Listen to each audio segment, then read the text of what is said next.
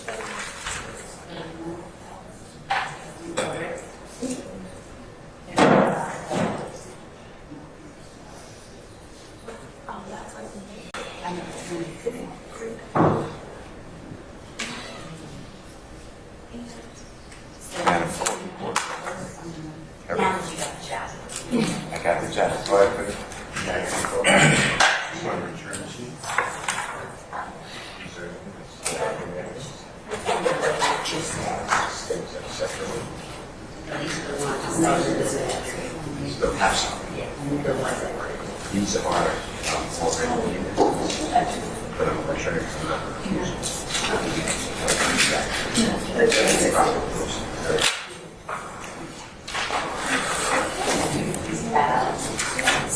Right, I'll do a few of those. I do have those are Mr. Williams, as I said. These are the ones that are not like. They are.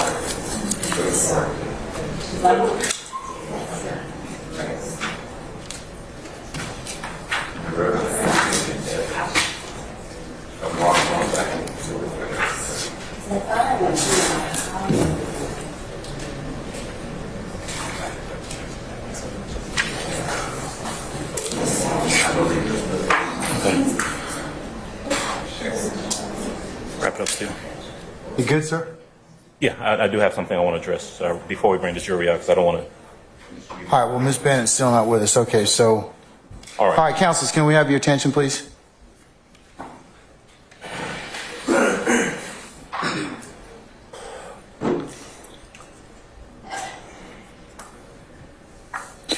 I proceed? Yeah.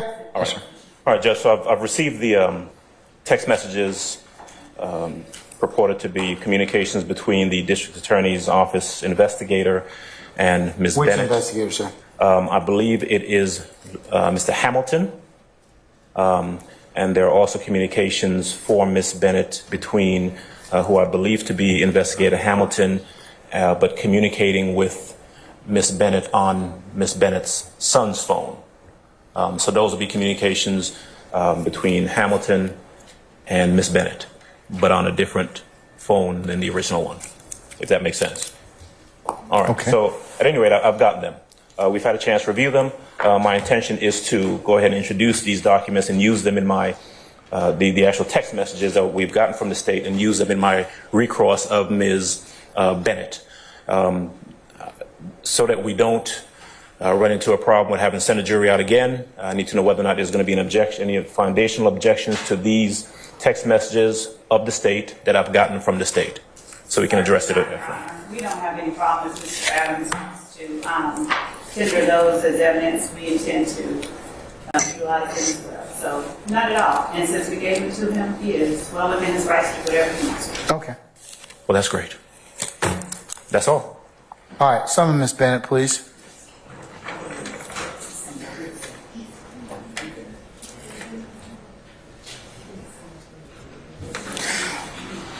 Lieutenant Walker, as soon as she reaches the witness stand, go ahead and summon our jurors, please. Yes, Your Honor. All right, thank you, sir. Thank you, madam, I should say. I'm sorry.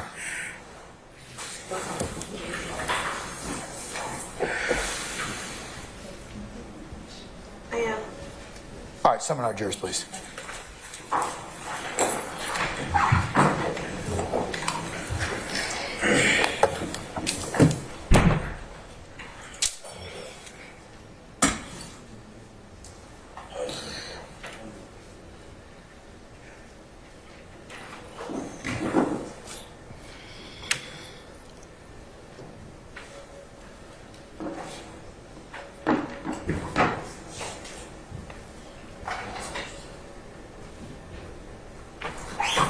All right, Secretary.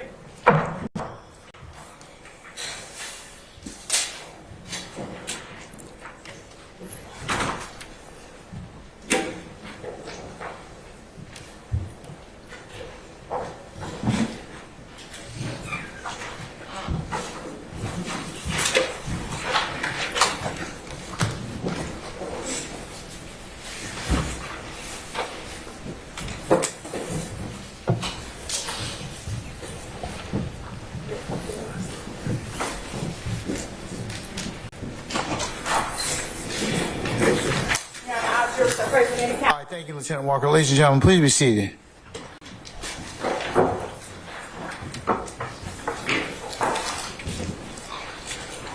All right, ladies and gentlemen, thank you again for your patience. All right, go ahead. Thank you, Your Honor. Ms. Bennett, before we left for lunch, you were telling the jury about the incident where the building in your apartment complex got shot up, and that you had come home late one night or early one morning, and your neighbors informed you of something. Would you please continue telling the jury what happened on the date you were referring to when you said the building in your apartment complex got shot up? Yeah, what is this? When you say the building, what it mean? Exactly what I said. Do you remember No, testifying? but I'm asking you what this means so I can answer your Do you question. remember testifying on cross-examination with Mr. Adams that there was an occasion where a building in your apartment complex got shot up? Tell the jury about that incident that you started talking about before we broke for lunch. That I said the building got hit. I asked you what happened during that incident, and you were telling the jury how you had come home and your neighbors informed you of something. Do you need to hear the exact? That our buildings had been shot. And what time was it that you got home? Not sure. Why is it that that stands out in your head? Why did it stand out? Yes, ma'am. I couldn't tell you that.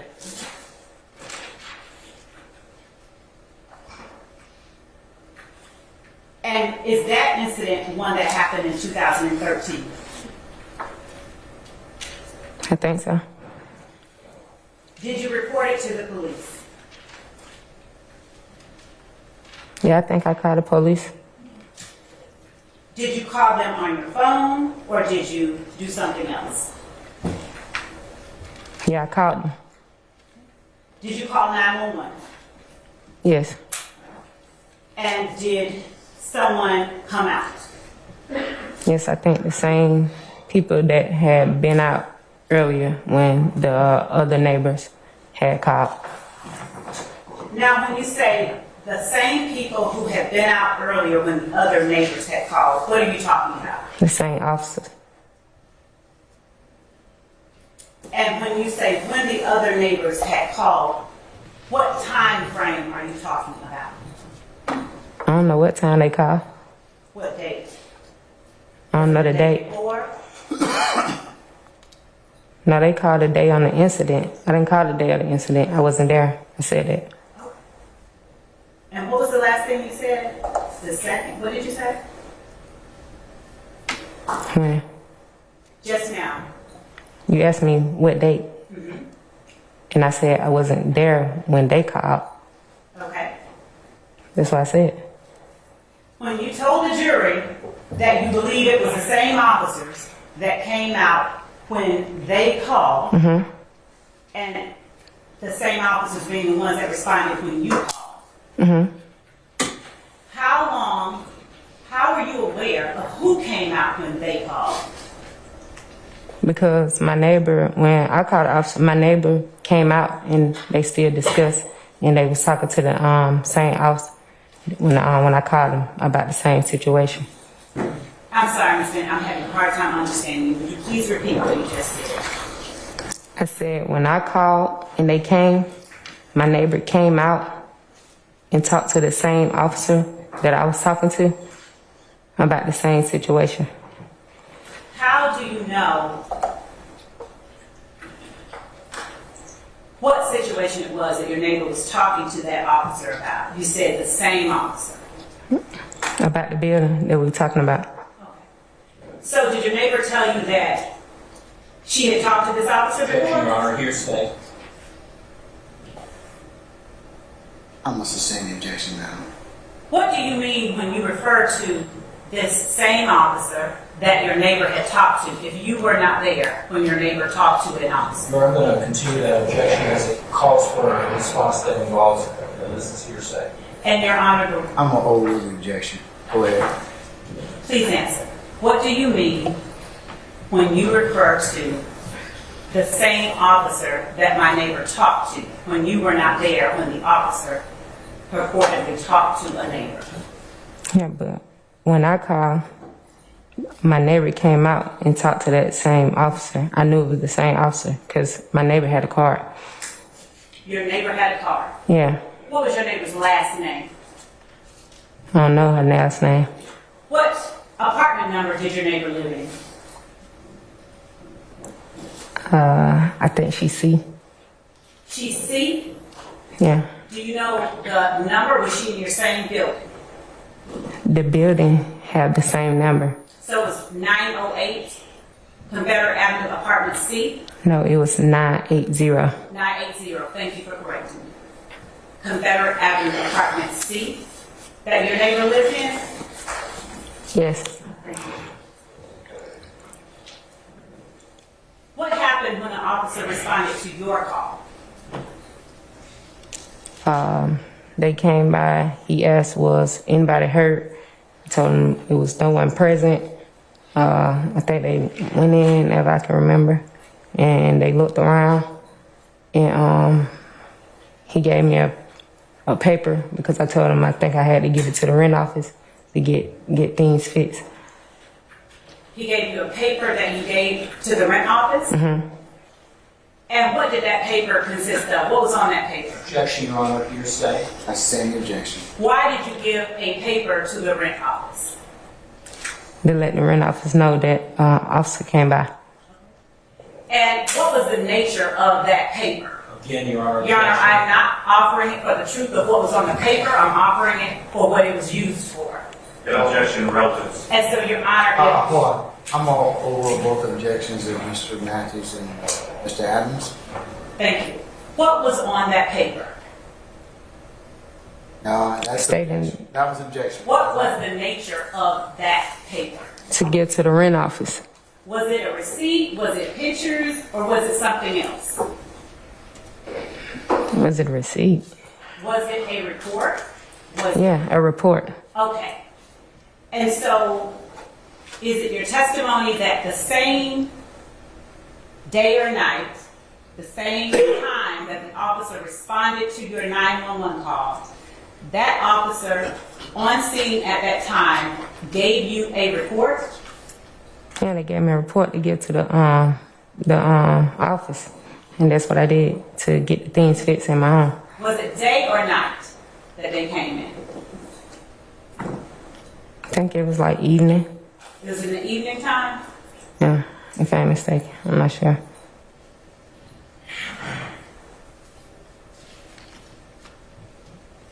And this report, was it handwritten? What you mean was a handwritten? I mean, was it a piece of paper with handwriting on it, like this, Or was it a document that was typewritten like this? And I think it was a document. That was typed up? Yeah, I think so. How long did you stay on scene talking to the officer who responded to your 911 call? I'm not sure.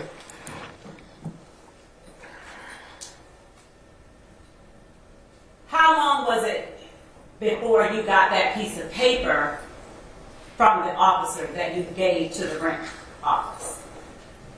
Once he looked around and did whatever he had to do, I had told him that I needed a report to give to my rent office. Okay. Then he gave it to me. He gave it to you right then and there. Mm-hmm. Tell the jury how he constructed the report. What you mean? You said it was typewritten, right? Yeah, he had like a black binder folder, something. Like, Okay. then he wrote some stuff on it. And he gave it to me. I took it to the rent office. Do you recall me asking you whether there was a handwritten report or if it was typed up just a minute ago? Yeah, Do you recall saying that it was typed up? yeah, I think it was typed up. So what did he type it up on? What you mean? Just that. What did he type it up on? I don't know what he typed it up on. The report. I don't know what he used to type it up on. Is your testimony to the jury that right there on scene you asked for a report and the officer gave you a report? Yeah, like a ticket. You don't type a ticket. It already have everything on there. You signed it, and it was like that, and that's what he gave to me. So is it your testimony now that it wasn't a typewritten report, it was a ticket? No, I just told you it was like a ticket. Okay.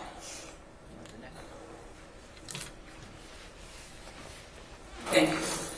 Do you recall telling the jury just a second ago that it was a typewritten report? Objection, Your Honor, asked and answered. I sustain the objection. You asked me the same thing. Ms. Bennett, when the shooting occurred where your neighbor from apartment C came out, you were not at home, correct?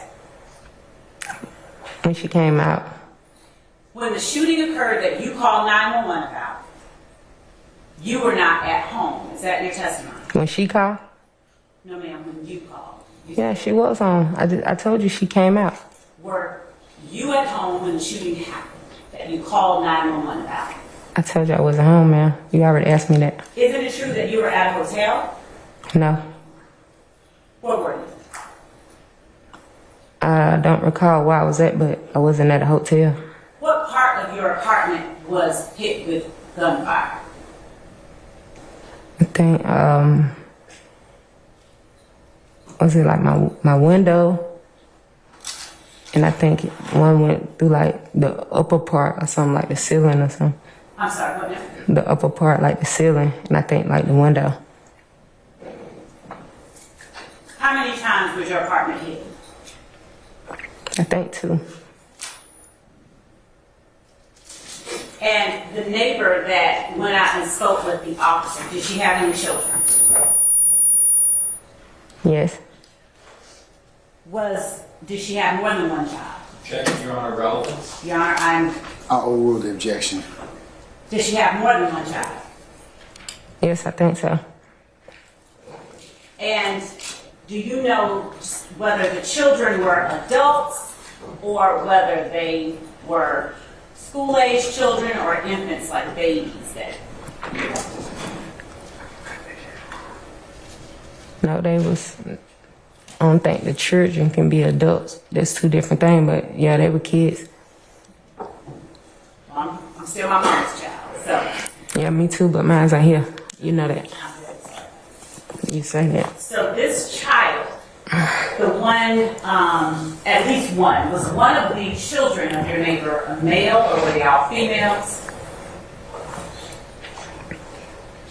She had a son and I think two daughters. And was the son younger than the two daughters? No. I think her son was her middle child. And was the son, do you know whether the son was older or younger? Was the son in middle school or approximately what age? No. Was the son verbal? In other words, could the son talk? Yes. And when the officer came out to talk to you about that shooting that happened when you were not at home, did you see whether or not your neighbor's son communicated with that officer? No. And forgive me for being obtuse, but when you're saying no, are you saying you did not see, or are you saying the son did not communicate with the officer? I didn't see the son come out and communicate with the officer. But you did see your neighbor talk to the officer. Yes. What was the last name of your neighbor? Objection after. You asked me that. I told you I know. Hold on. I sustain the objection. Thank you.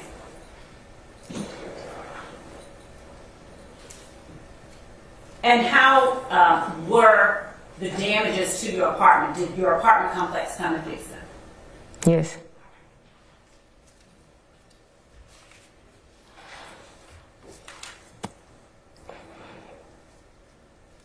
Do you recall whether you ever had any Bible verses or anything like that taped to the back of your door? No. How many doors did your apartment have, your particular unit? 2. And was it a front and a back door? Yes. And in relation to the front door in your apartment, which window was hit? The front. Did the front window face a particular street? Yes. Which street did your front window face? The street that I lived on. Was that Confederate Avenue, or was there a side or a back street that it? Confederate.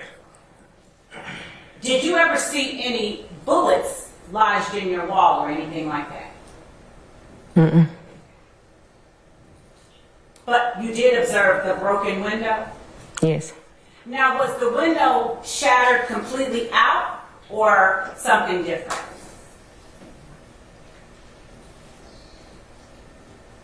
It was like, I think it was like a frame of it, like it was out. Like it was missing a part of it. Like, cause they was made in squares. Okay. Yeah. And when you say it was missing a part of it, was there a hole in a part of it, or was all of the glass gone out of a part of it? That section of the glass, it was gone. Okay.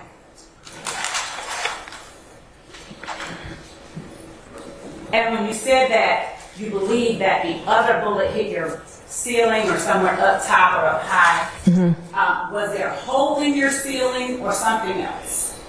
Yes, it was a hole in it, like a scrape or something. I'm sorry. Yeah. I'm sorry, what did you say? I said it was like a hole, like a scrape or something. Scrape? Yeah. Okay. Was anything else done by the police after you made that report? To your knowledge? What you mean? Hold on. I was asking, to her knowledge, was anything else done by the police after she made that report? Overruled. Go ahead. What you mean by that? I mean, did anyone speak with you again from the police department about that shooting? No. Do you know whether, or did you receive any calls from the police department? No. To your knowledge, did anyone call you to try and help figure out who it was that shot up your apartment that day you were not home? Objection to this characterization of shooting up her apartment. Your Honor, I'll sustain the question as to form. You can rephrase now. did anyone talk with you at all after that date about the incident where your window was shot and a hole or a scrape was placed in the upper part of your apartment? No. Did anyone ask you who may have been the person that shot at that building? No. And did you feel, were you okay with the fact that no one followed back up with you after that shooting? Was I okay with it? Yes, ma'am. I wouldn't say I was okay with it, but it was nothing I can do about it. So it's fair to say then that you feel more should have been done after that shooting. I don't know what they could have did about it. Like, it was a random shooting and my building got shot. Understanding you don't know what else could have been done, do you believe that more should have been done to assist you after that shooting? Objection asked and answered.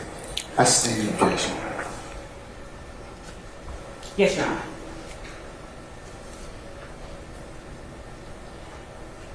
Now, you talked earlier about the phones that you had, or the phone number that you had. And am I correct that you testified that you have had that same number that you have now since, correct me when I'm wrong, I'm not saying it literally, since 2006? I believe so. What number is it? I want the whole number. What are the last 4 digits of the number that you've had since 2006? I'm going to object. I would ask that. Basis. Can we approach this briefly? Real quick. I don't need to approach on this. Judge, I would ask that the calendar present this particular question in the process that doesn't jeopardize this. That's why she's offering the last 4 digits, sir. All right. Ms. Bennett, what are the last 4 digits? I don't want the first 6. The last 4 digits of the phone number that you have had since 2006 that you told the jury about earlier. 4983. What? 4983. And 4983. That's the number that you and I communicated on, isn't it? Sure is. Now, Ms. Bennett, your son,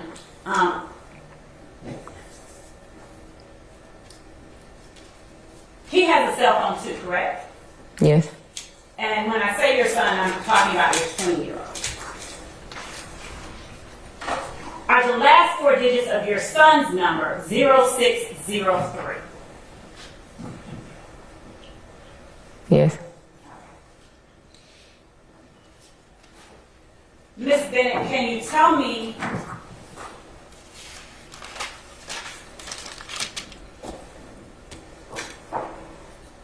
right now how long you have had the phone number that ends in 6024?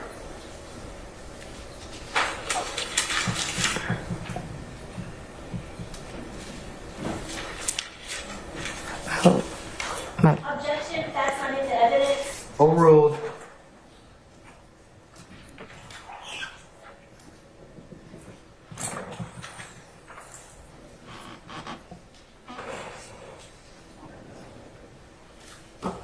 You may answer. The court overruled the objection. I think like Objection on the grounds of foundation. You know what, Judge? If I may withdraw that last question. Okay. Ms. Bennett, isn't it true that you have a phone number that ends in 6024? yes. And isn't it true that that is not the same phone number that ends in 4983?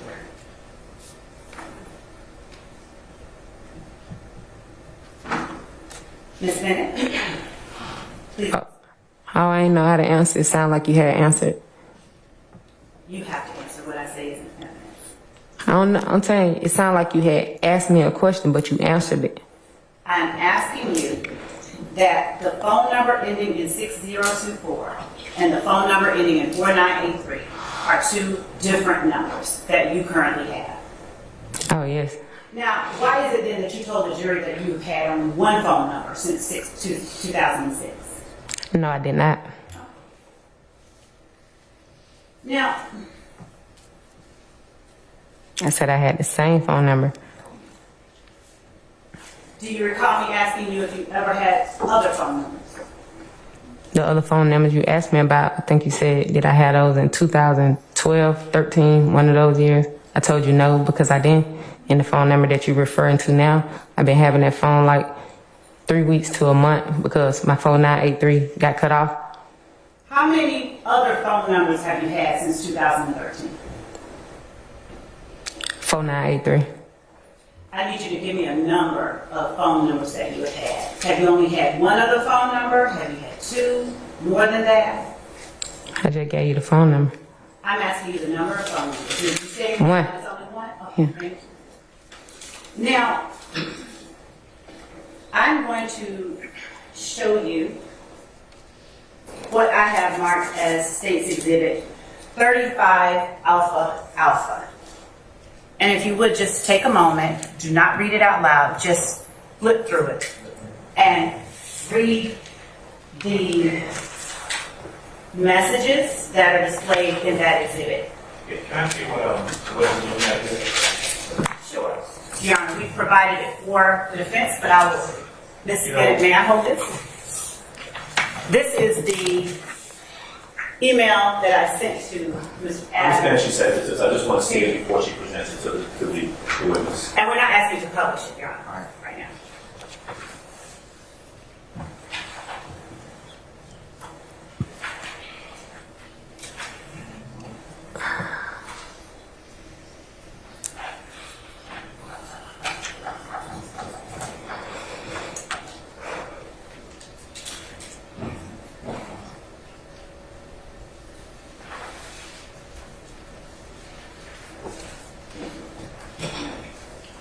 Ms. Bennett, I'm going to give you back State's Exhibit 35 Alpha Alpha.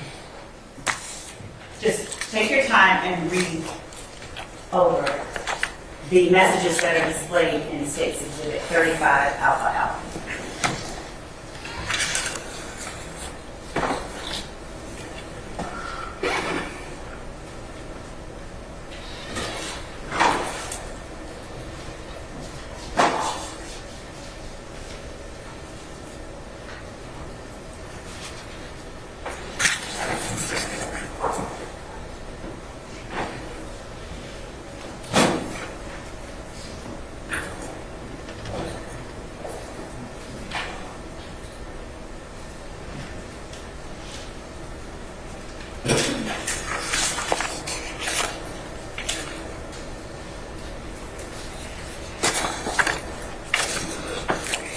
You said the same thing.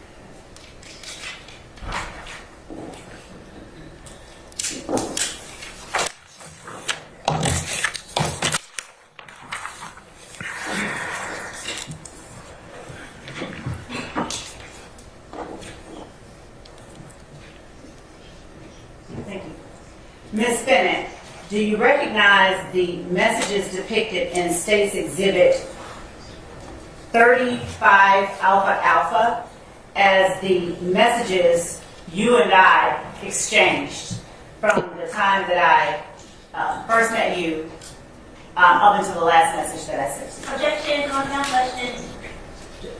I stay in this form. Do you recognize the messages displayed in State's Exhibit 35 Alpha Alpha? Yes. Are those messages reflective of the communication that we exchanged from when I first met you up until the last time I met you? Or communicated? I wouldn't say the last time you met me, but yes, these are messages from me and you. Are there any text messages that you sent to me or received to me that are not reflected in State's 35 Alpha Alpha? Is there any in there? No, because I ain't respond to you about that. No, ain't nothing in here that I seen that probably wasn't in there that I think of. So is it a fair statement that State's Exhibit? You have an objection, Mr. Steele? Not apologize, not your views. Oh, Your Honor, with the court, like for the witness to repeat it or for the Madam Court Reporter to repeat what the response was? I can tell you what I got. She said I didn't respond to you like that. No, nothing I said that was probably that I deleted. Could you repeat your answer, Ms. Bennett? I said I don't see anything that I sent to you that probably is not in here. And so is it fair to say that State's Exhibit 35 Alpha Alpha contains all of the text message communications between you and me? I think so. So, Ms. Bennett, let's start with the very last page of State's Exhibit 35 Alpha Alpha without reading anything out loud. Could you tell the jury whether or not the first time I met you was November 25th, 2023? Your Honor, I'm going to object to this time. She can't read from the document. It's not evidence. It's not moving evidence this morning. I'm not asking her to read from it. I asked her to tell the jury whether the first time I met her was November 25th, 2023. unless her memory is being refreshed, then take up the document now. Yes, Your Honor. She shouldn't have it in front of her. Ms. Bennett, do you recall that the first day you and I met was November 25th, 2023? I'm not sure if we met the day you sent me that text or did we meet happen, because if the day you remember that text is dated and it say the 26th, not the Thank you for 25th. pointing that out. Will showing you this exhibit refresh your memory as to the first day that you met me? That should be the day I met you. You text me and we met up at the Wendy's. Let me ask you this, for the record, because it has to be clear. Will showing you States 35 Alpha Alpha refresh your memory about when we first met? I wouldn't say it would because you saying two different dates. What I'm saying is not evidence. I'm asking a question. That's all. Oh, okay, yeah. Okay. Would you take a look at States Exhibit 35 Alpha Alpha, the very last page? Do not read anything out loud. Oh, excuse me.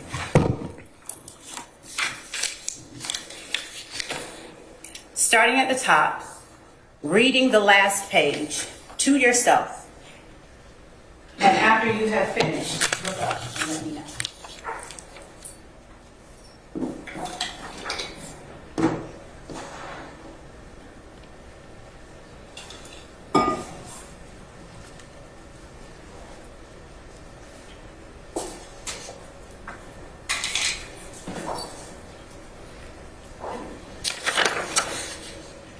Is your memory refreshed about the first time that we met? Yes.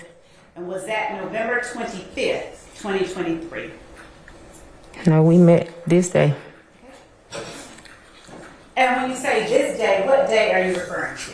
On a Sunday, because I remember I told you I need to get my kids in the house and they had to go to school. Miss Bennett, isn't it true that I sent you a text message on November 26th, 2023? Yes, it's right here. And isn't it true that that text message reads as follows? Hey, Miss Bennett, This is Adrian Your Honor, Love. I'm going to object again. She's reading from a document that's not in evidence at this point. Your Honor, I am asking a question of the witness. She is reading the document.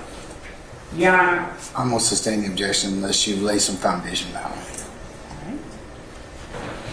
Ms. Bennett, isn't it true that I sent you a message telling you that it was nice meeting you yesterday?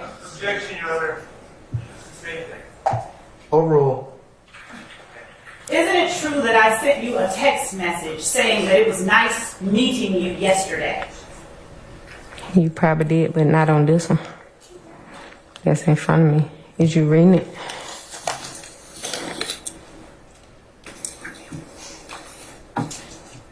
And thank you for pointing it out. Would you please look at, What is worth the, Man, the this record, I have no little objection bugger. to the document being entered into evidence. okay, Proposition. we are not tendering since it has duplicates in here, but we will tender one that reflects all of this. So if he has no objection, then might I be allowed to call the entirety of the text thread States Exhibit 35 Alpha Alpha Bravo, and may I then be allowed to read into the record all of the text messages? You asking me to get I'm asking the court whether or not there's any objection. All right, Mr. Adams, is there any objection to states 35 Alpha Alpha Bravo? No, Judge, we have no objection to the documents provided, text messages from the state. All right, when states 35 Alpha Alpha Bravo is admitted, Ms. Bennett, isn't it true that on November 26th at 12:05 p.m., that being Sunday, I sent to you a message that said as follows: Hey, Ms. Bennett, this is Adrian Love. I just left you a very long and winding message that you don't need to listen to all the way through. It was just me letting you know that I called. Please give me a ring when you get a free moment. I look forward to talking with you, and thank you for talking with me yesterday. You are an inspiration and were actually a blessing to speak with. Do you remember getting that message from me? I don't see that on here. Look through the rest of the exhibit because they are not in order, and tell the jury whether you remember getting such a message from me.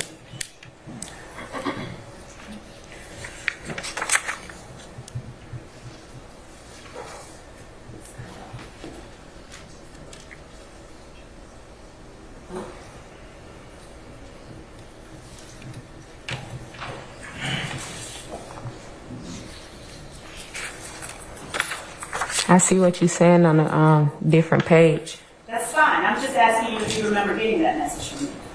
Yeah, but I don't know when it's not dated in time like all the other messages. Is it apparent that it's a continuation of the one from the 26th? I don't know. It looked like all the rest of them, like they just been screenshotted and some with a date and the time and percentage of your phone and stuff like that. So you don't remember getting that message from me? No, I ain't say I don't remember. I just don't know when. Do you remember responding to me by saying as follows: "Aw, thank you so much. I was just catching up on my rest. I have a long day."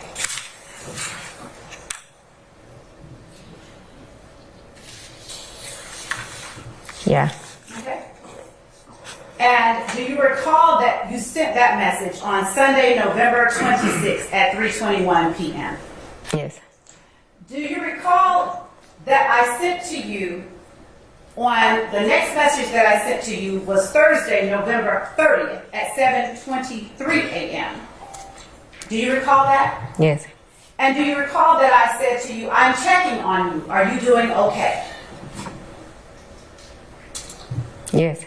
And do you recall that on that same date at 3:33 p.m., and that is Thursday, November 30th at 3:33 p.m., you said in response, trying to be, "I really appreciate you." Yes. And isn't it true that the next time that I sent you a text message was Sunday, December 31st at 9:48 a.m.?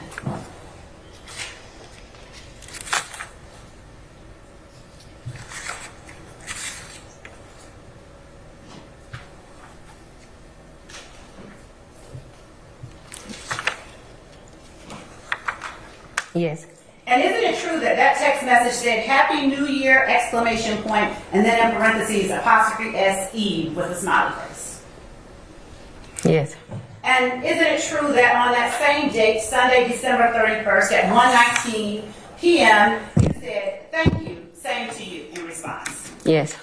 Isn't it true that on Monday, January 1st at 9:47 a.m., I sent you the next message? Yes. Isn't it true that that message said, hi, and Happy New Year? I hope you and your boys are having a wonderful day.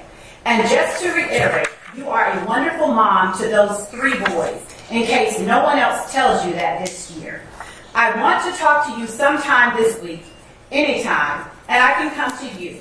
I don't want to sully your new year, but if you have peas and greens left over, I will want some. Smiley face, I'm so serious. If you are open to a particular day before Thursday, please let me know. But I want to talk to you about some questions I anticipate the defense will try to get out of you and how you should view those questions. It is not a long session. It can be very brief. But I want to do it before you go up in court, and we will likely call you this week.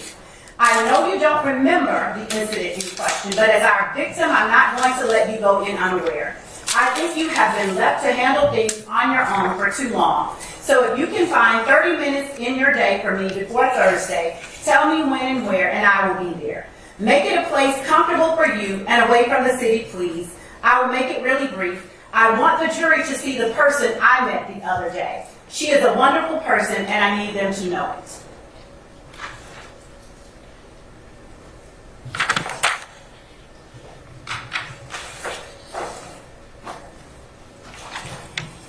Yes, I see that. And isn't it true that the next and final text message that I sent to you was sent on Thursday, January the 18th at 10:06 a.m.? Yes, I see that. And isn't it true that that message was, good morning, Ms. Bennett. Are you available to meet with me today? Yes, I say that. And isn't it true that you did not respond via text to either of the last 2 messages? I don't see no more.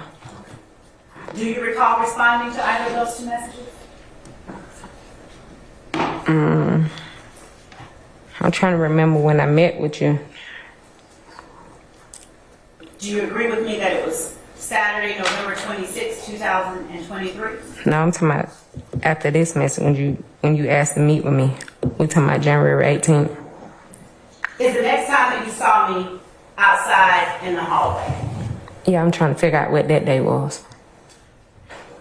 Do you recall that, or do you recall it being February the 6th? I don't recall. I'm asking you what that date was. I can't testify. But if you don't recall, that's okay as well.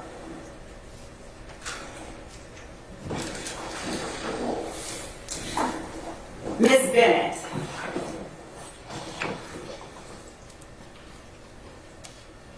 isn't it true that you were served with a subpoena by Lieutenant Hamilton in April of 2023?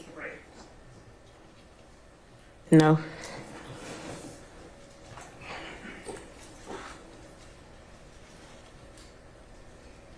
Is it your testimony that didn't happen, or you don't recall? I don't recall that happened. Do you recall being served with a subpoena by Deputy Chief Investigator Long after that, on the same day that you and I met at the Wendy's? No, he didn't serve me. He showed me a police report. He told me to read it, and I read it. Is it your testimony that you did not get a subpoena, another subpoena that day? No, I didn't have a reason to get a subpoena. And you saying another one, so you saying I supposed to have 2? Is it your testimony that you did not get 2 subpoenas? No, I did not. Okay.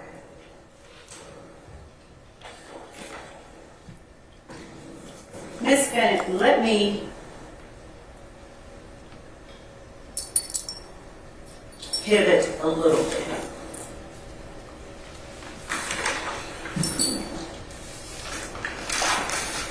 And ask you when the first time, if you recall, the first time that you received a text message communication from Lieutenant Hamilton with our office?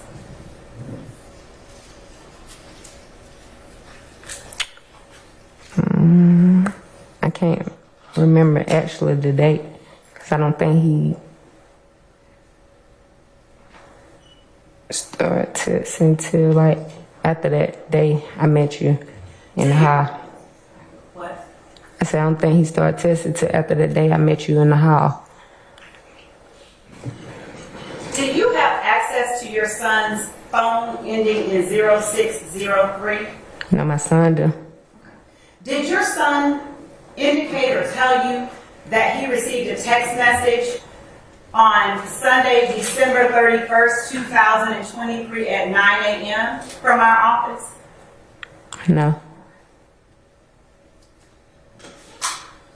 I'm going to show you what I have marked as State's Exhibit 332 Alpha Alpha.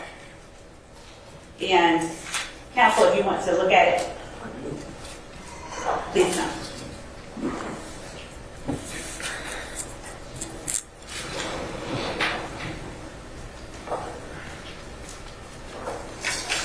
There we go, copy of the State's Exhibit.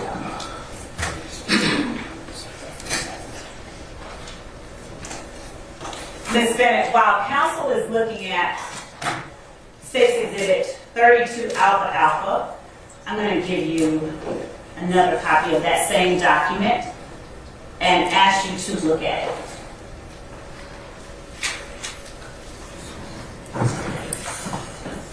Does State's Exhibit 32 Alpha Alpha reflect your son's name at the top? Don't say it, just tell me whether or not it reflects your son's name. Yes. And does State's Exhibit 32 Alpha Alpha reflect text message communications? Yes. Does State's Exhibit 32 Alpha Alpha have your son's email in it? Yes. Does State's Exhibit 32 Alpha Alpha have your son's nickname in it? Yes. And does State's Exhibit 32 Alpha Alpha have your son's birthday in it? Yes. Does State's Exhibit 32 Alpha Alpha have a message addressed to you? Without saying what's in the message, does it have a message addressed to you? Yes, it said my name. Say that again. Yes, it said my name. Okay. Now, does State's Exhibit 32 Alpha Alpha have a URL or a website listed in it? Yes. And does State's Exhibit 32 Alpha Alpha on page 2 have directions to a location or the place that a location is?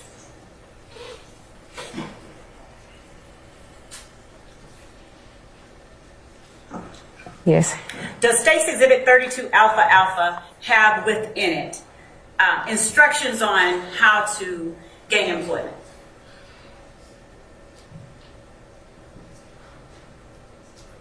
Yes, it speaks about an application. And does State's Exhibit 32 Alpha Alpha have instructions to reach out to someone if they need help? I'm going to object to this point. If the Basis. state wants to introduce the Basis. document, the basis is that there's been, Foundation. to get into the contents of the document, it's something admitted to the evidence. So it's foundation? Foundation, yes. All right. Anything else, Mr. Sharp? No, I agree with Mr. Evans. All right. I'm going to sustain the objections to foundation. Okay. And Your Honor, because of that fact, I'm not trying to get into what's specifically in it, but I am trying to orient the witness as to State's Exhibit 32 Alpha Alpha. Are you going to ask that it be admitted or? Your Honor, because of the witness's previous answers, I cannot ask her that. Okay. Whatever your pleasure. I don't think Mr. Adams has an objection to that. Is that correct? I do not.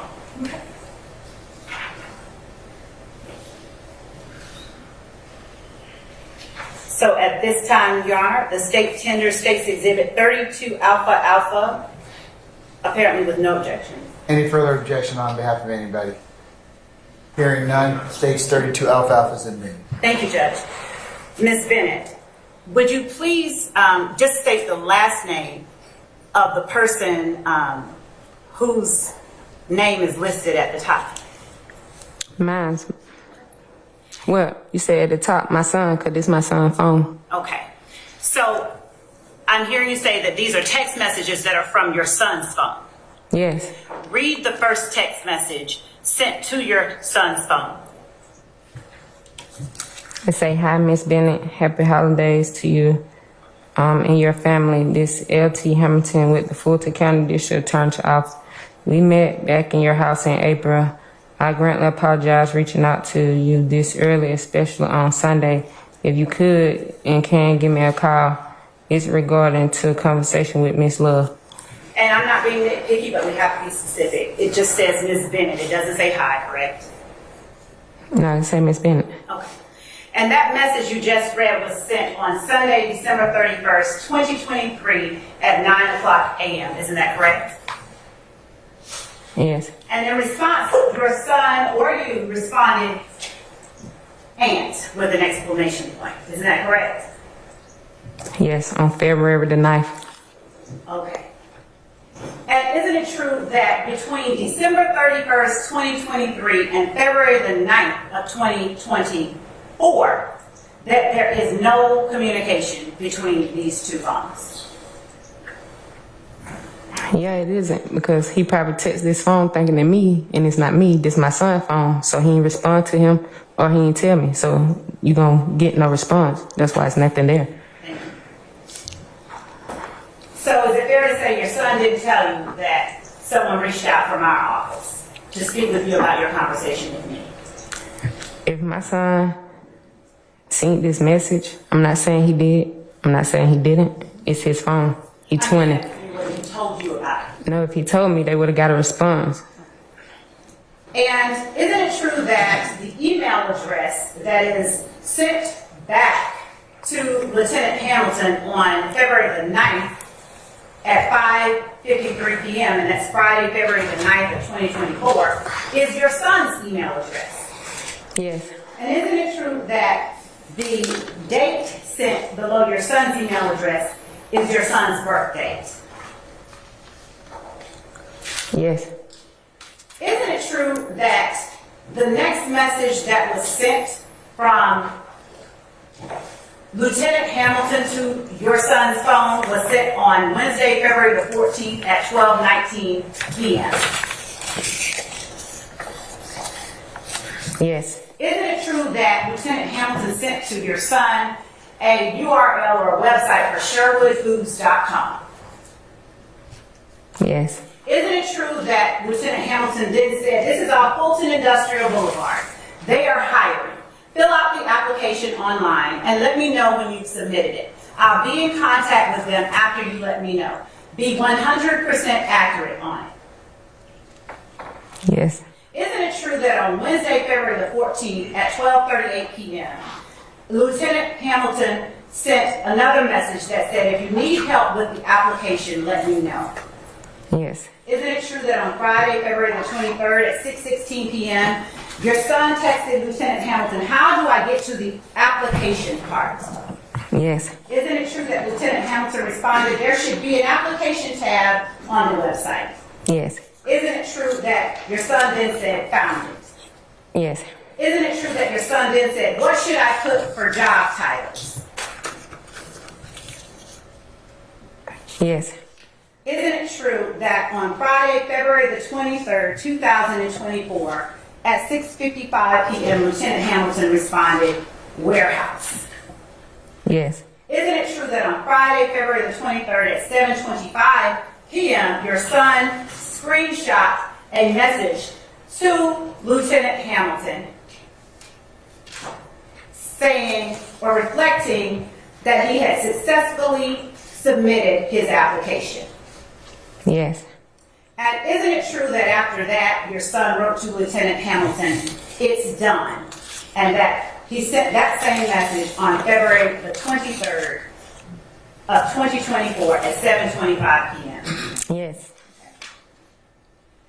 Backing up just a little bit, isn't it true that the date you met with Lieutenant Hamilton and Assistant District Attorney Atkins was Friday, February the 9th of 2023?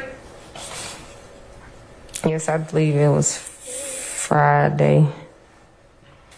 Yes, I think it was Friday. Isn't it true that the same son whose text messages are reflected in State's Exhibit 32 Alpha Alpha is the son who accompanied you to meet with Lieutenant Hamilton and Mr. Atkins? Yes, and that's when he got his phone number and his email that same day. Well, isn't it true that he sent a text message to that phone on Sunday, December 31st, 2023, before that day? Yes, but it wasn't for my son. It was for me. He thought it was my number, but it wasn't. And isn't it true, Ms. Bennett, that after your son told Lieutenant Hamilton that it's done, Lieutenant Hamilton responded on Friday, February the 23rd at 7:50 p.m.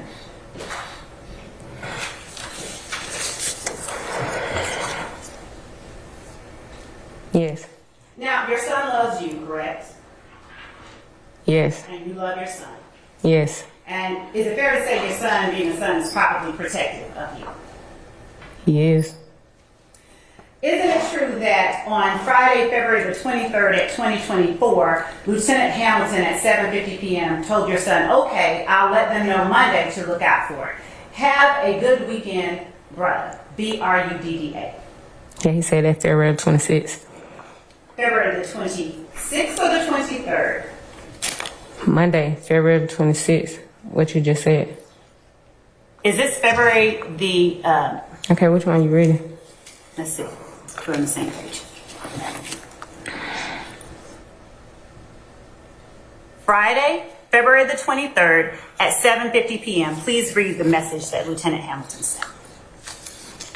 Okay, I'll let them know Monday. I'll look out for it. Have a good day. Have a good weekend, brother.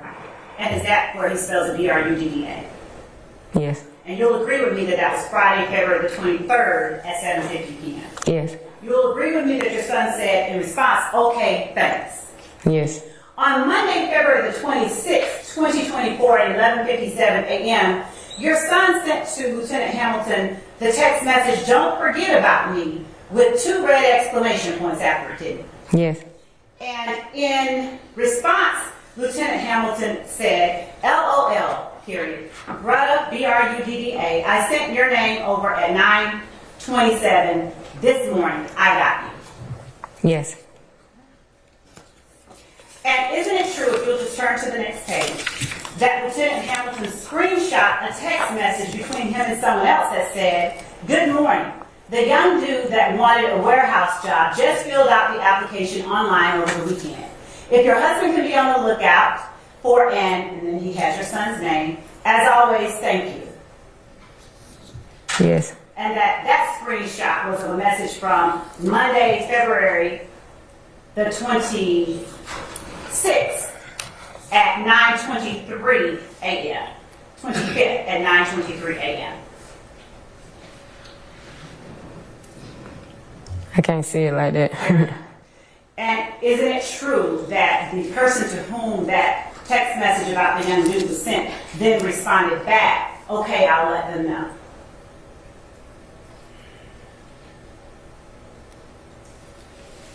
That's what they say right here in the blue. Are you able to see that? Yeah, because it's so small. You said because it was a screenshot, I guess. Okay. Yeah. Can you read what your son said in response to that screenshot? He said, "I appreciate you." And was there an emoji in front of the words "appreciate you"? Okay emoji.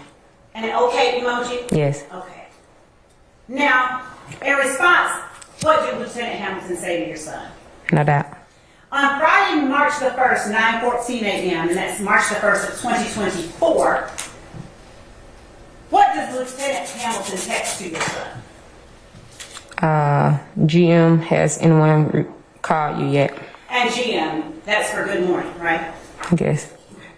And on Friday, March the 1st at 2:57 p.m., what message did your son send in response? No. And what did Lieutenant Hamilton say in response? Give it to Wednesday. Online apps tend to move slow. And in response, your son sent the okay emoji, didn't he? Yes. And on Wednesday, March the 13th, 2024, at 8:20 a.m., Lieutenant Hamilton texted to your son, good morning, or GM. Any movement? Is that correct? Turn to the next page if you can't see it. And look That's a nine midway block. page. Okay. Isn't it true that on Wednesday, March 13th, 2024 at 8:20 a.m., Lieutenant Hamilton sent a message to your son saying, good morning, any movement? Yes. Isn't it true that your son did not respond? Yes. And isn't it true that on Monday, March the 25th, 2024, at 11:26 a.m., Lieutenant Hamilton sent a message to your son that said, what up? Let your moms know she has to be here between 8 to 8:30 tomorrow morning for court. She knows, but please remind her. Thanks. 185 Central Avenue, Portland, USC. I'll call her later too. Yes. Isn't it true that on Thursday, March the 28th, 6:24 a.m., your son sent a message that said, when can I get my mom's stuff from you? Yes. And isn't it true that that took place after you failed to show up for court on March the 26th? I guess so.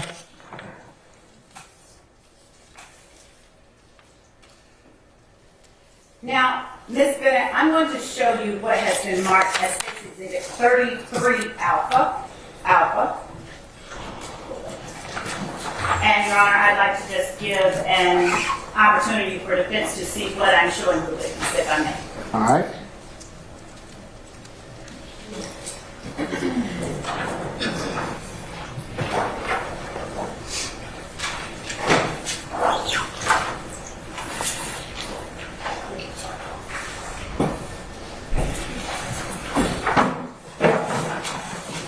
I'm going to show you State's Exhibit 33 Alpha.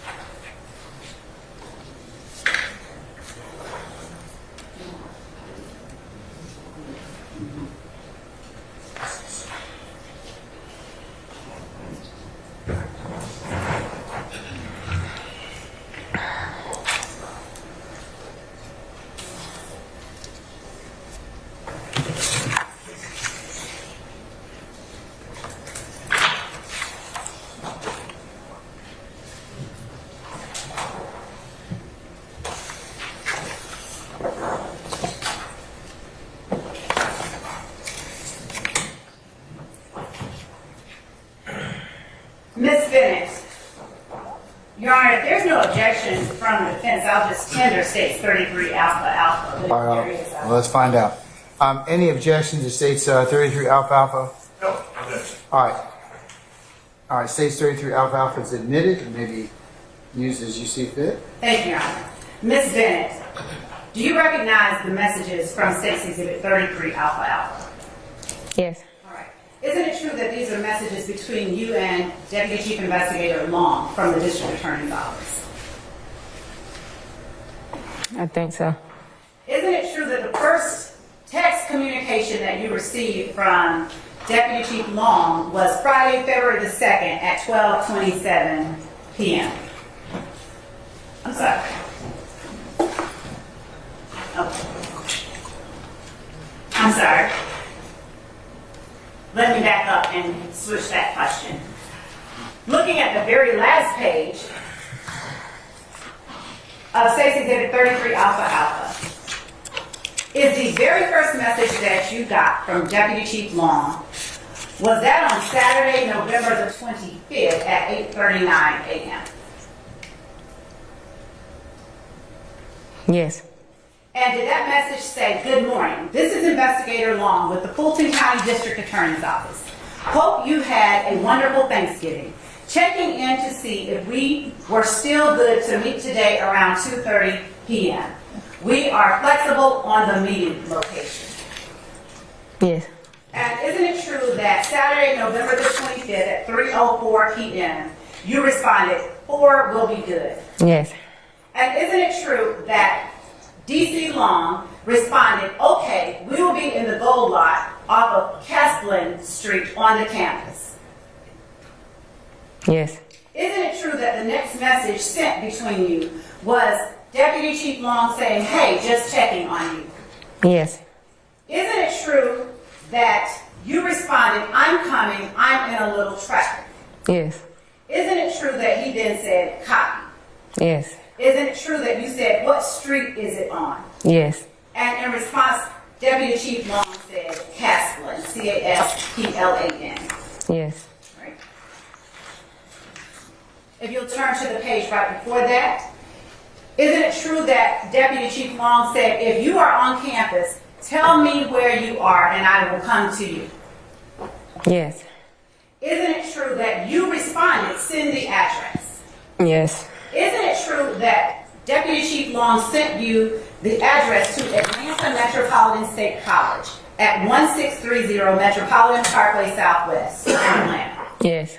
Isn't it true that you then responded, 7 minutes away? Yes. If you'll turn to the page before that.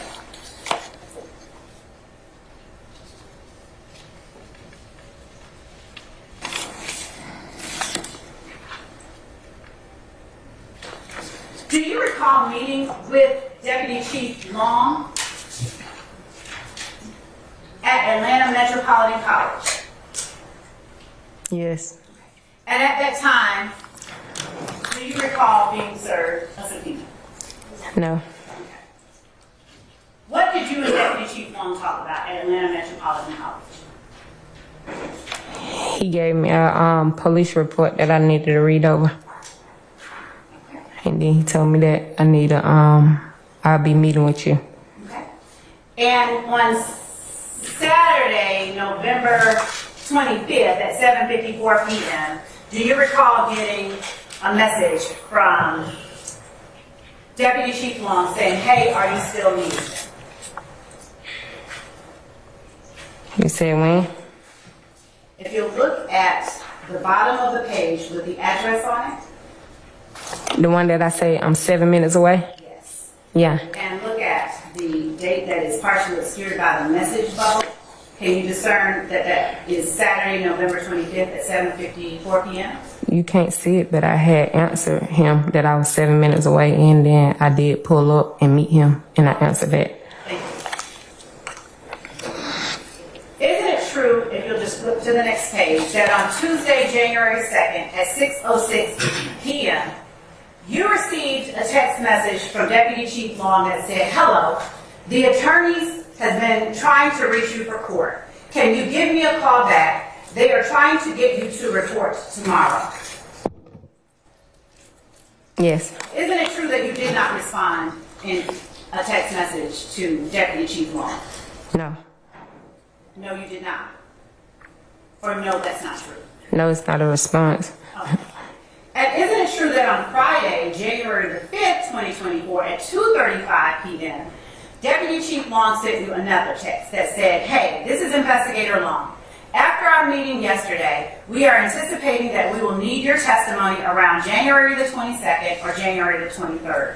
We are trying to give you time to make arrangements. I will let you know what time once we get closer to that date. One of the attorneys will be speaking with you prior to that date as well." Isn't it true that he sent you that text message on Friday, January 5th at 2:35 p.m.? Yes. And you didn't respond via text, did you? No. Isn't it true that the next communication between you and that, why didn't you, let me ask you that, why didn't you respond? Yeah, you ain't never asked me that. Okay, I'm asking. Yeah. If I ain't respond, it must be something going on with my phone. Because any other time when he talked to me, because because I never had a problem with him. I might have a problem with other people's in his team, Okay. but it was definitely not him. Fair. So I didn't respond. Okay. So is it true that you didn't respond on January the 2nd? Not according to this paper, no, I did not. Do you recall responding on January the 2nd? No, I do not. And isn't it true that you did not respond on Friday, January the 5th? No, I did not. And on Wednesday, January the 31st, 2024 at 1:12 p.m., Deputy Chief Long sent you another text, didn't he? Yes. And in that text, he said, "Hello, it looks like we'll be getting to your testimony tomorrow afternoon." And if you flip to the next page, the attorney would like you to get here around 1:00 p.m. tomorrow, 185 Central Avenue, Atlanta, Georgia. It's on the subpoena. Yes. You didn't respond, did you? No. You didn't say what subpoena or anything like that, did you? No. All right. So Thursday, February the 1st, 2024, isn't it true that Deputy Chief Long sent you a text message saying, "Just confirming your attendance at 1, please confirm"? Yes. You didn't respond to him then either on February the 1st, did you? No. Isn't it true that on Friday, February the 2nd, 2024, at 12:27 p.m., Deputy Chief Long said, "Hello, it's very important that you give me a call. Thanks." Via text message. Yes. Isn't it true that you didn't respond then either, did you? No. And by no, you mean you did not respond, correct? Yes. Isn't it true that on Monday, February the 5th at 3:06 p.m., Deputy Chief Long sent you another text message? Yes. And isn't it true that that text message said, 185 Central Avenue, Atlanta, Georgia, report time 9:30 a.m., courtroom 1C. Call me when you get here. I'm going to put you somewhere quiet until it's time to testify. Yes. Now, isn't it true that you responded to that? Yes. And if you'll flip to the next page, isn't it true that you told him in response, "Okay, I'm about to get a lawyer now, because I keep telling y'all I don't have shit to say in y'all. Y'all keep harassing me and my family, but I'll be there at 9:30. Yes. Isn't it true that on Tuesday, February the 6th at 9:14 a.m., you said, or Deputy Chief Long sent you a text, "Good morning, let me know when you arrive. Thanks." Yes. And the last message that Deputy Chief Long sent to you was this past Tuesday at 9:24 a.m., where he said, "Good morning, I hope all is well. What's your ETA?" Yes. And isn't it true that you read that message? Yes. Why didn't you respond? Because I didn't. I mean, we understand you didn't. Why didn't you? And I just didn't respond. Is there any reason you didn't respond?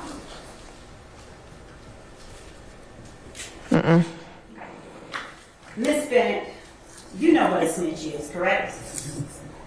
Sorry, you know.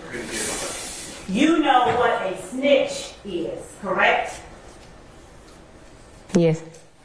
And being a snitch, you don't consider that a good thing, do you? Objection has been answered. I'll overrule the objection. You may answer, please. I don't know if it's supposed to be good or bad. What do you understand a snitch to be? I never was told if it was good or bad. What do you understand, regardless of what you were told? What do you understand a snitch to be? A telltale. And on the streets, it's not good. You never want to be labeled as a snitch, right? I guess not. You've heard the phrase snitches get stitches, right? It was a saying. Yeah, I heard that since I was little. What does that mean to you? I don't know. It was a saying that I heard since I was little. I don't believe everything I hear, so Fair I enough. can't tell you what it means. Did you have any understanding of that phrase? No. Now, you talked about having at least 2 phone numbers since 2006. Which number did you use to communicate with the customers that you sold to? The last 4 digits of that number. 438 493.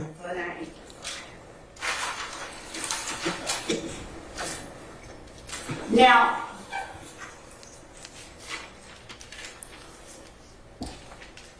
Ms. Bennett, you spoke with, or the first text message that you received from Lieutenant Hamilton, was that on Tuesday, February the 6th?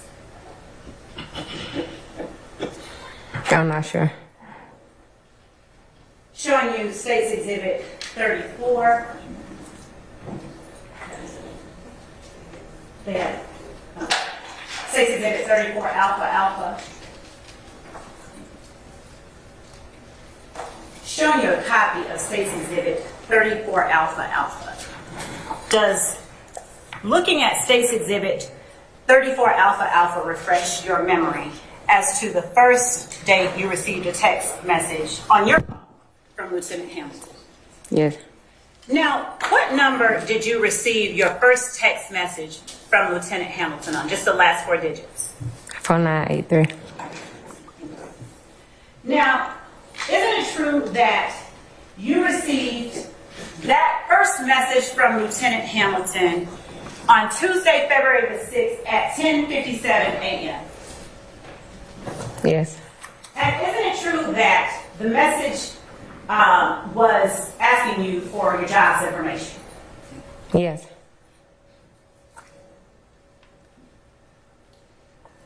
And Lieutenant Hamilton, in response, said, "Mama, thank you," with a fist sign. Yes. And Lieutenant Hamilton said to you on February the 6th at 12:43 p.m., and that's February the 6th, 2024, updating you so as not to waste your time. "I'm calling you at 3 for you to maybe be here by 3:30. You are still next. We just don't know how long the other side will go today with this first witness today. Please answer your phone at 3. Thank you, Mama." Isn't that true? He sent you that text message on Tuesday, February the 6th at 12:43 p.m. Yes. And that was before you and I met in the hallway. Isn't that true? Was it before? Can't testify, only you can. I don't know what time I met you in the hallway. So, Well, do you recall getting that text message from Lieutenant Hamilton telling you to be here and answer your phone at 3? yes. Do you recall getting that message while you were in the hallway? No. And were you with Lieutenant Hamilton when he said, "I'm calling you at 3 for you to maybe be here by 3:30? I got this when I left. So that means I seen you before this text message. Ms. Bennett, Lieutenant Hamilton asked you to be where at 3:30? Here. So, at 12:43 p.m., when he sent you that text, you and I had not met in the hallway because you weren't here yet. Isn't that true? No, I supposed to came and seen you at 9:30. Did you see me at 9:30? That's how I seen him. I seen him after me and you had our problem in the hallway. Isn't it true that at 3:01 p.m., Lieutenant Hamilton sent you a text that said, "Call me"? Yes. Okay. Isn't it true that on Tuesday, February the 6th at 3:36 p.m., Lieutenant Hamilton said, "Call me, please"? You see how many updates we get daily. One last one, hit me up when you can. Yes. And isn't it true that on Tuesday, February the 6th at 5:46 p.m., Lieutenant Hamilton sent to you a voice recording that was 53 seconds long? I don't know if I sent that or he sent that, but I see it on here. So it's your recollection that you told Lieutenant Hamilton that you were here. Yeah, I was here. Did you send him a text or did you call him? How did you alert him that you were here at court? I talked to him. You talked to him on the telephone. You didn't send him a text. Is that correct? No, I didn't send him a text. Okay. And all of that was before 5:46 p.m. Is that fair to say? Yes. Isn't it true that on February the 6th, you spoke with someone from the Georgia Crisis Hotline after we met in the hallway? Yes. What did you all talk about? They asked me a couple questions, what was going on and what was triggering me, and that they was going to. Not offered for the truth of the matter asserted, offered for the effect on the listener. And relevance. Oh, the objection. Mr. Matthews. Please continue. You I'm may tell going the to pose an objection that calls for Basis. information that is a privileged conversation. Now that I'll sustain.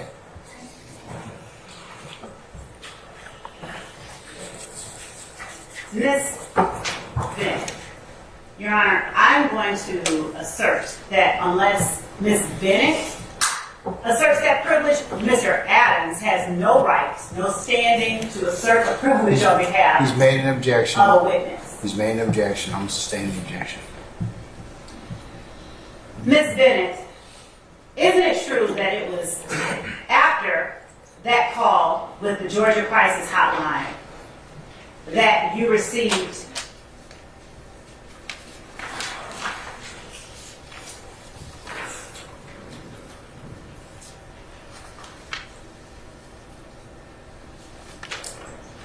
that voice message from Lieutenant Hamilton at 5:46 p.m., that voice text? Like I said, these voice texts, I don't know if it's him or if it's me. Well, Ms. Bennett, would you please turn to the third page of Safety Exhibit 34 Alpha in front of you, and let me know if you recognize Bless you. what you sent and what Lieutenant Hamilton sent. Yes. Okay. Now, is it fair to say that things that you sent are in blue Yes. and things that he sent are in gray? Okay. Yeah? Yes. So on Tuesday, February the 6th, if you flip back to page 2, at 5:46 p.m., that voice text was one that Lieutenant Hamilton sent to you, correct? Okay. Yes. And isn't it true that on Wednesday, February the 7th, at 10:29 a.m., Lieutenant Hamilton sent you another message? Yes. Now, isn't it true that that message was, "Good morning, Mom, I hope you slept well. Again, don't come at 1:30. I have a feeling the defense will keep this same witness from yesterday all day again today. I'll give you an update at 3 p.m. You will most likely go up tomorrow morning. I'll talk to you soon." Yes. And isn't it true that on Wednesday, February the 7th at 3:08 p.m., Lieutenant Hamilton sent you a text that said, "Call me, please"? Yes. And isn't it true that on Wednesday, February the 7th at 5:48 p.m., Lieutenant Hamilton sent you a text that said, "Call me one more time, then I'm out of your hair for the night"? Yes. Isn't it true that all of this communication came after you expressed that you did not want to talk with me and you were tired of talking to people from the district attorney's office? Repeat it.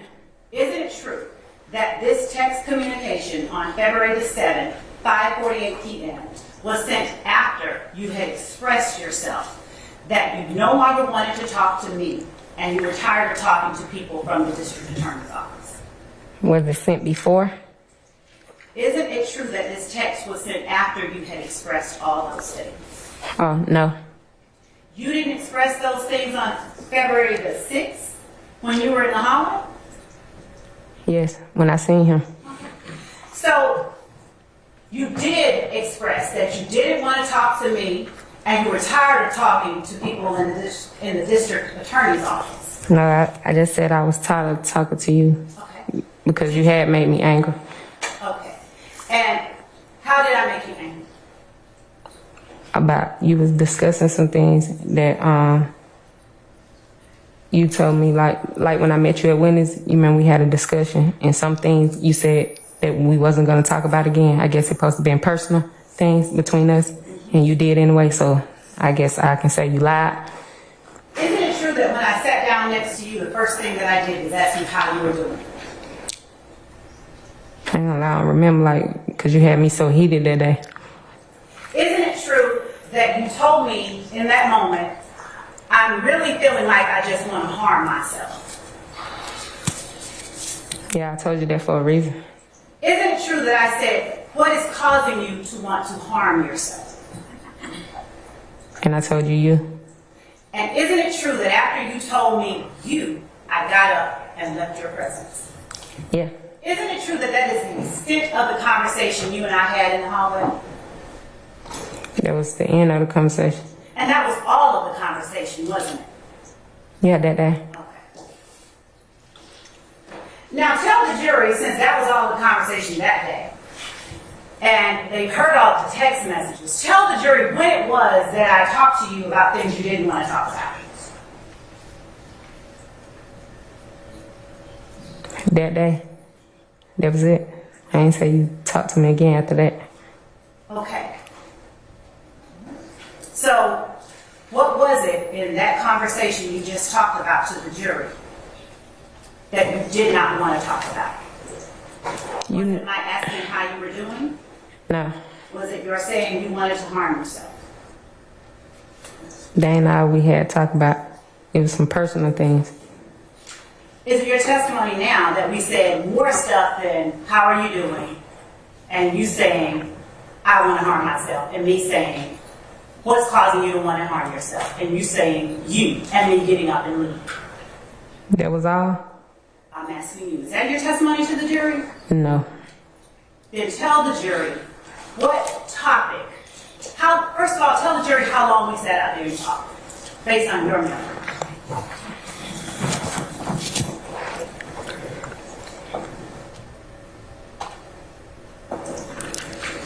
It wasn't no longer than 10 minutes. Isn't it true that Lieutenant Hamilton sent you the messages on February the 7th, Wednesday, February the 7th, after you expressed to me that I was making you want to harm yourself? It was the next day. Okay. So it's fair to say that's correct. It was after you said, I made you want to harm yourself. I talked to him about what me and you talked to that same day. Say that again. I talked to him after I talked to you that same day, which was Tuesday, and you keep saying Wednesday. Wednesday was a different conversation that he was having with me that you about to start reading and about to... No, I'm actually reading it. You agree with me that the first conversation on Wednesday, February 7th, 10:29 a.m. has already been testified about when Lieutenant Hamilton said, "Good morning, Mom. I hope you slept well. Again, don't come at 1:30. Yeah, that was the next day. Correct. All right. And you agree with me that the next text message was at 3:08 on February the 7th after you had met with me, where he said, "Call me, please." I met with you on the 6th, and you keep talking about the 7th. I'm talking about the text message Lieutenant Hamilton sent to you on the 7th. Yeah, you wasn't around when he sent me this. I wasn't here when he sent me this. Thank you for clarifying. And isn't it true that on Wednesday, February the 7th at 6:45 p.m., Lieutenant Hamilton sent you a text that said, "Hit me up if you're bored later. We're not going to talk shop." Yes. And isn't it true that the next text message that Lieutenant Hamilton sent to you was Friday, February the 9th at 10:19 a.m.? Yes. And isn't it true that that text message said, "Good morning, can you email your resume to me at," and then there's an email address, and then it says, "I'll see you at 3:30 and call you at 3." Isn't that true? Yes. And then isn't it true that on Friday, February the 9th at 3:11 p.m., Lieutenant Hamilton sent you a text that said the one at 506 Moreland? Yes. And isn't it true that on Friday, February the 9th, after that message at 3:11 p.m., you wrote back, "I'm not sure about the address. I know it's on Moreland. My son just got home, about to change his clothes." Yes. And isn't it true that in response, Lieutenant Hamilton said, "Yeah, it's by the salon and cleaners. Okay, I'm here." Yes. Isn't it true that on Friday, February the 9th at 4:06 p.m., Lieutenant Hamilton sent you a text that said 506 Moreland Avenue, northeast, not southeast, but northeast? Yes. Isn't it true that you responded, okay? Yes. Isn't it true that on Friday, February the 9th, at 5 o'clock p.m., the next communication between you and Lieutenant Hamilton was his text to you saying, how far out are you? Yes. Ma'am? Yes. Isn't it true that you responded, can you meet me at the restaurant because my kids are with me? Yes. Isn't it true that he said, what's the address? Yes. And he then said, and it will be quiet in there? Yes. And he then said, call me. Yes. Isn't it true that on Friday, February the 9th at 6:06 p.m., Lieutenant Hamilton sent you an address of 185 Central Avenue, Atlanta, 30303? Yes. And that's the address to this courthouse, isn't it? Yes. And isn't it true that he then said, give me a spot to pick you up on Sunday at 9:30? Yes. And that was 9:30 a.m., wasn't it? I don't know. It don't say AM or PM. When It just say communicated 9:30. with him, did you make plans to meet with him on Sunday at 9:30 a.m.? I don't know if it was 9:30 AM or PM. It don't say. I talked to him over the phone and I talked to him through text. So you don't remember whether you planned to meet him in the morning or night? Mm-mm. Do you remember you said, okay? Yes. Do you remember Lieutenant Hamilton responding, it was good seeing you and meeting your boys. Enjoy the night. Yes. Hey, Miss Love, can we take a brief break for just about maybe 5-10 minutes? Yes, sir. Okay, we're in recess. All right, all rise. Miss Bennett?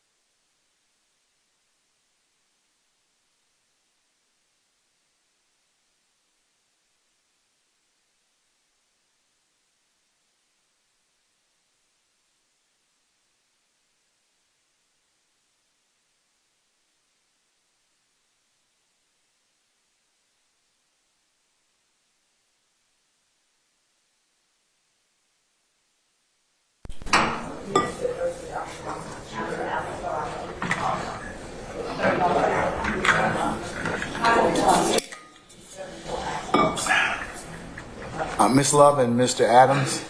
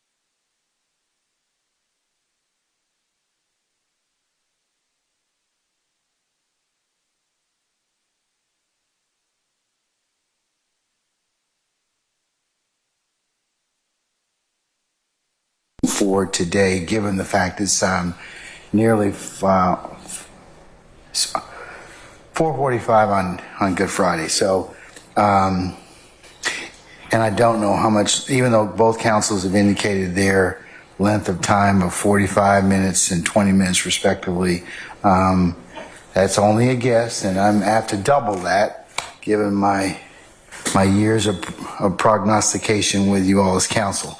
So we're not going to finish this evening, and what I'd like to do is just go ahead and recess for now. The other thing that we discussed was the issue of our status of our witness, Ms. Bennett, and I'm going to call her in just a second and talk with her about modification of her current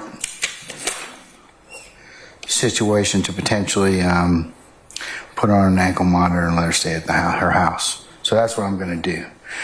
Ms. Love or Mr. Adams, anything to add or delete, or did I correctly summarize what our bench conversations are? Your Honor, that was, in sum, that was the substance of what we discussed at the bench. Additionally, I just wanted to reiterate that I don't believe that, and I'll of course leave it in the court's discretion, I don't believe it's necessary to restrict her movements to and from her house. It's just that we need to be able to know where she is, in the court, I believe, should instruct her that she has to be back here, so that if she doesn't show up, we can readily find her. All right. So in other words, I'm not asking for a curfew or that she not be able to go wherever she wants to go. All right. Mr. Adams? Okay. All right.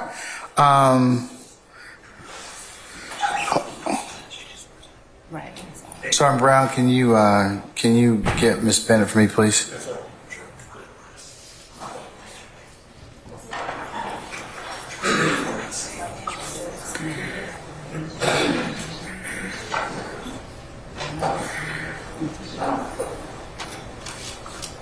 But if this is... All right, Ms. Bennett, good afternoon. I just wanted to, I'm Judge Glenn, well, you know that. I want to talk with you about just a couple of things about your current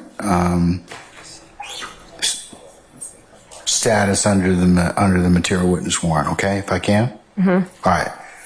If you can answer yes or no for the purpose of the record, that'd be great. Okay, so we are going to probably not finish with your testimony today. And given the fact and the lateness of the hour, it's Good Friday, I'd like to go ahead and release everybody. What you probably don't know is that we have next week is an administrative week pretty much, so our jurors will not be here. The first day that they'll be back is the 8th, Monday the 8th of April. So what I'd like to do is I'd like to have a discussion with you about coming back to court on the 8th of April. Yes. Okay? All right. Are you working right now or anything such as that? Or No. okay.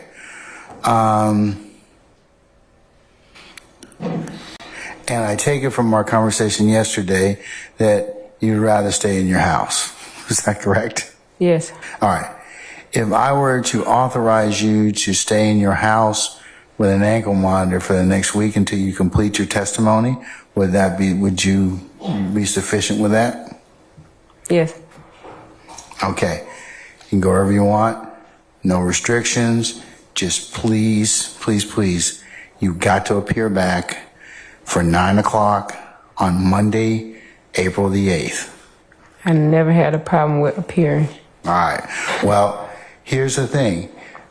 You know, usually like I told you, most material witness warrants, you have to satisfy when you testify, when you complete your testimony that's required of the person that subpoenaed you, that satisfies the conditions. And but since you're not done, this is just a least restrictive manner so that you don't have to spend time in the jail. Okay? Okay. All right. Okay. Any questions of me about this? No, sir. All right.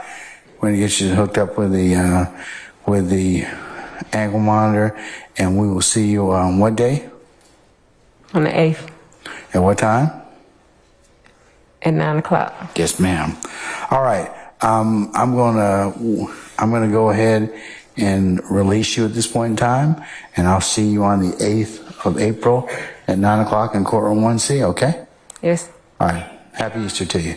And Your Honor, when you're saying release, you mean from testimony for today, because we still have to get her over and situated with the ankle monitor. Yes. So Yeah. You're still under the terms of the warrant, or I've just modified it so you can stay at your house, but you haven't completed your obligation. All right?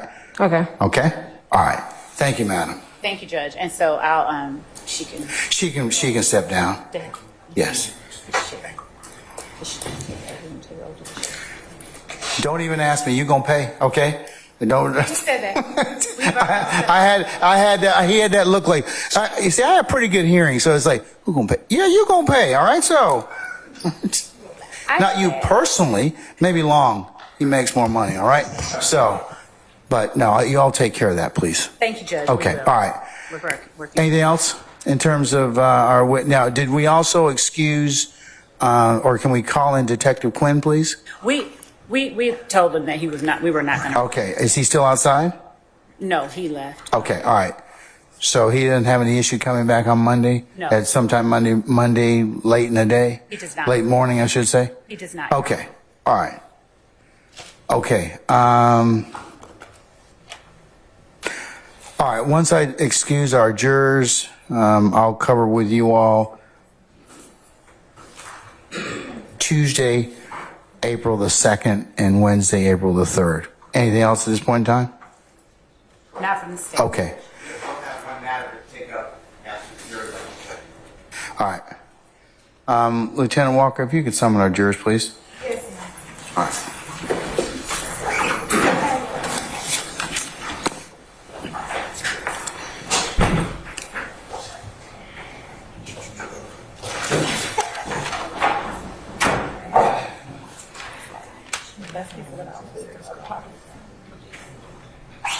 All rise for the jury.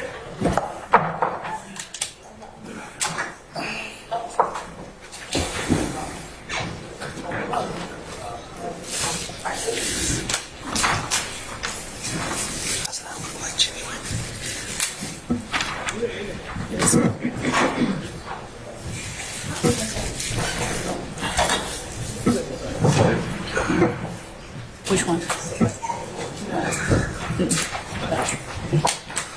John Osher for President. All right, thank you, Lieutenant Walker. Ladies and gentlemen, please be seated. All right, ladies and gentlemen, as you can see by our timepiece on the wall, it is nearly 5 o'clock on Friday, on Good Friday, and I believe that it would be appropriate for us to recess for the weekend, okay, or for your time at this point in time. I am fully aware that next week is an administrative week for you, and you will be required to come back on the 8th of April, that's Monday, for 9 a.m. Okay? And then I'll tell you the week and the rest of the month at that point in time. Other than the dates that I've given you already for Veterans Court, we're coming in half days. So other than that, but I'll try and update as appropriate the rest of the month. All right, ladies and gentlemen, what ministerial inquiry do you have of me at this point? No. We're good. Say again? We're good. You're good? Okay, we're good? All right, okay. All right,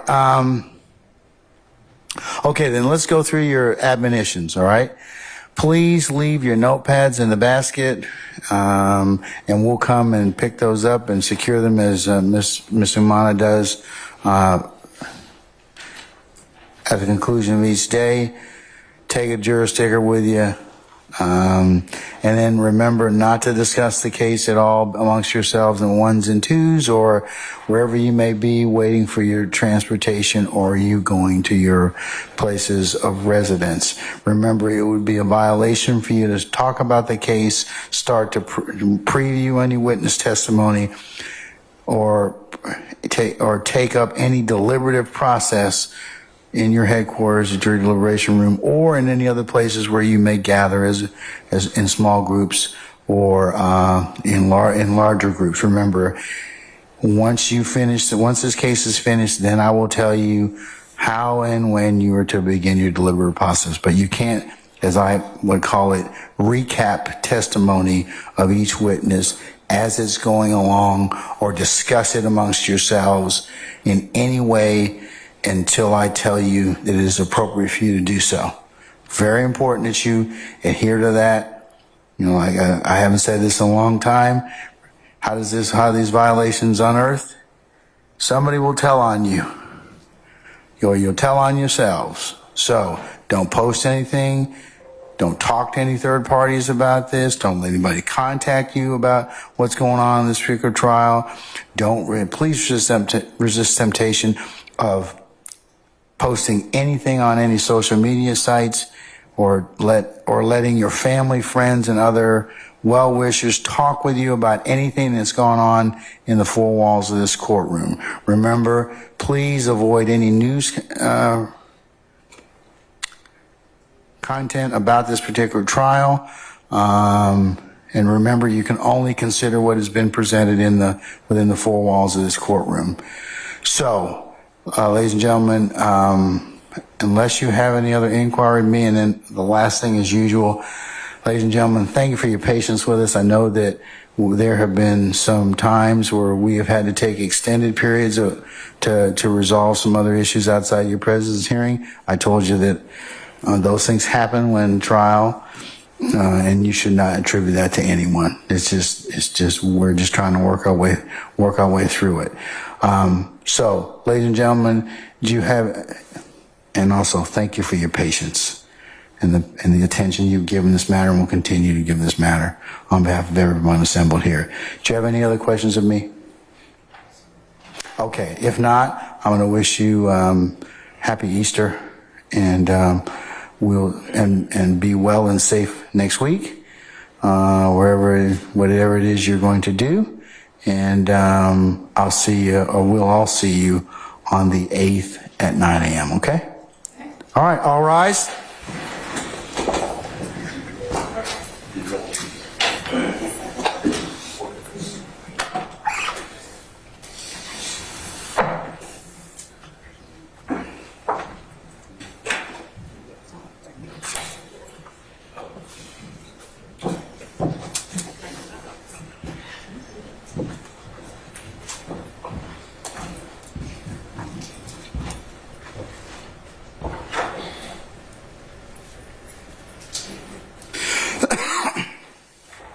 All right, ladies and gentlemen, please be seated.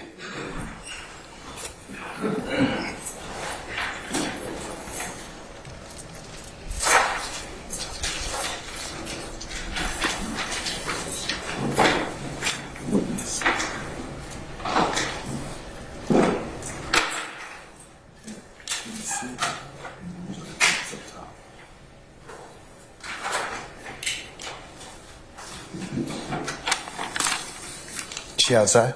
Yes, Judge.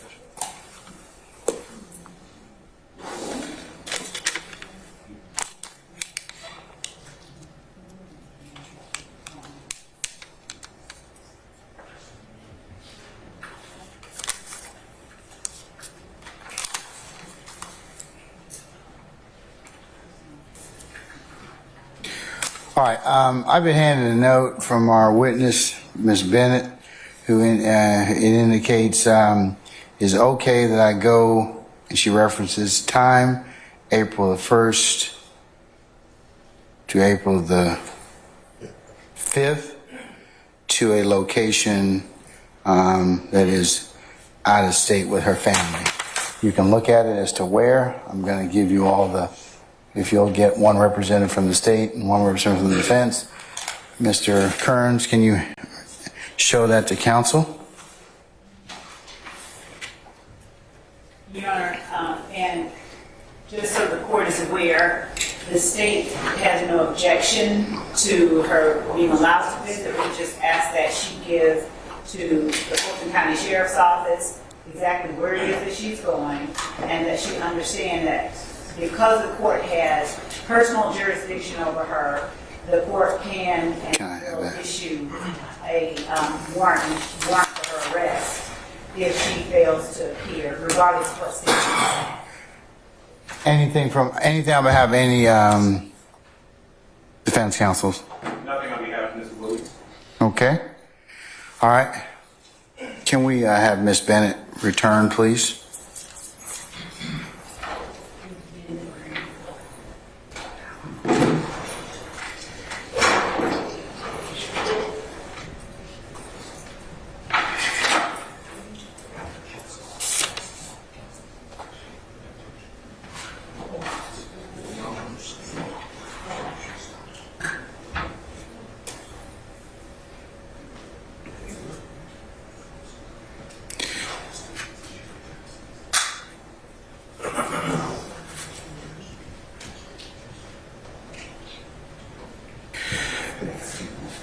Ms. Bennett, have a seat.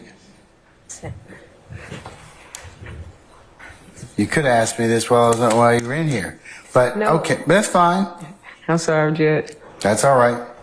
I have shared your note with all counsels. The court does not have an issue with you, and I have not said where you're going. Okay. Okay. All right. But in return for this, and because you're still under the auspices of the court or under instruction from the court, you need to disclose what address you're going to in Tennessee. I'm sorry. Out of state, to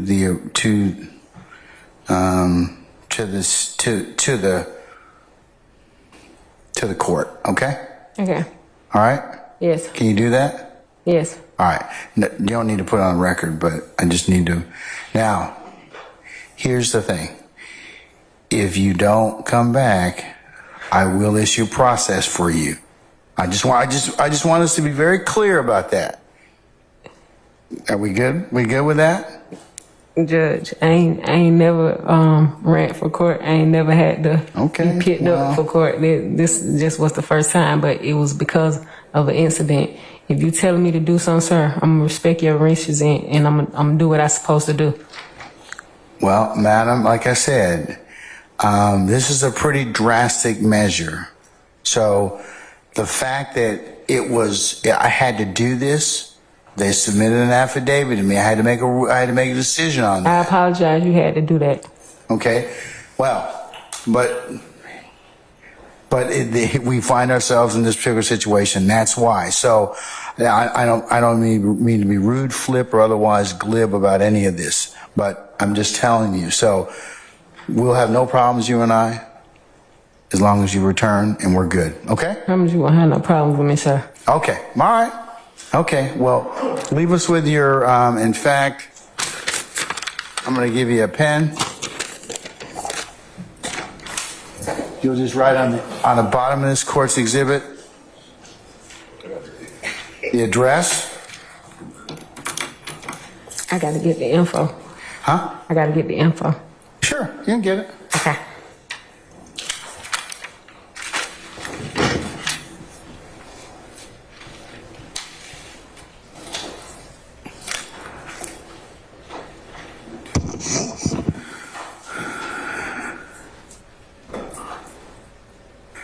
While we're waiting, if you all could turn in your listening devices, that'd be great.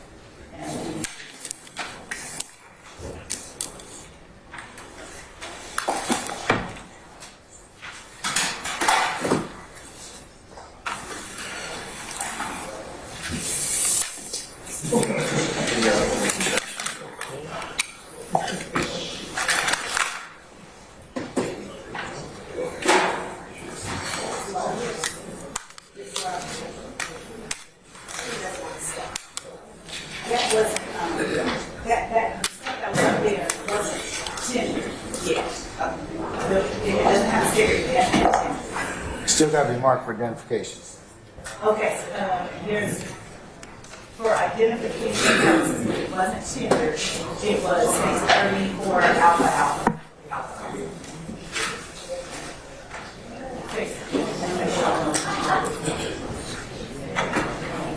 Hold on. 34 alpha alpha.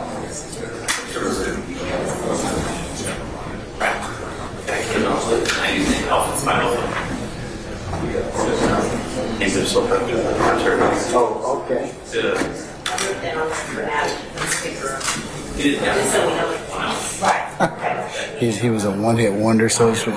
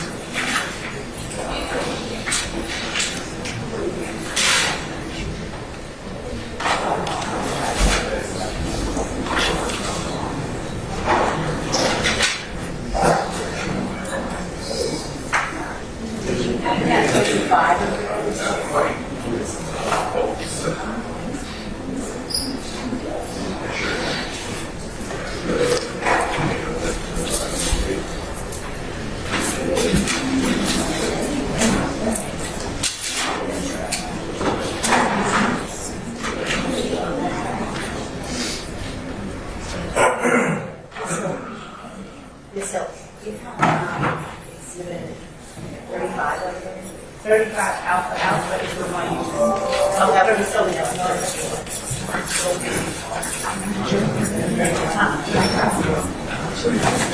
Yeah, I have like 35 alpha alpha and then 35 alpha alpha. so 30, that's my definition. And I did the tender for this right. And this is not tender, I tendered 35 alpha alpha.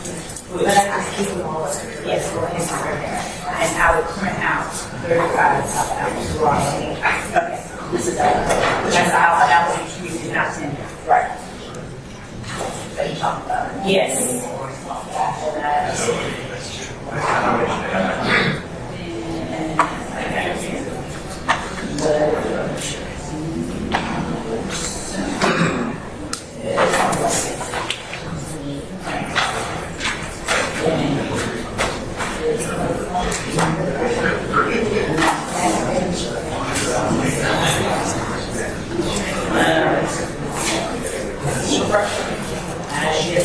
come back in. She stayed. She's living on the bad person. She's going with it. I heard everything. She walked over.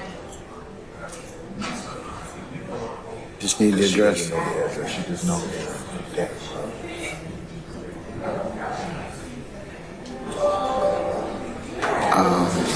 Give me some more time.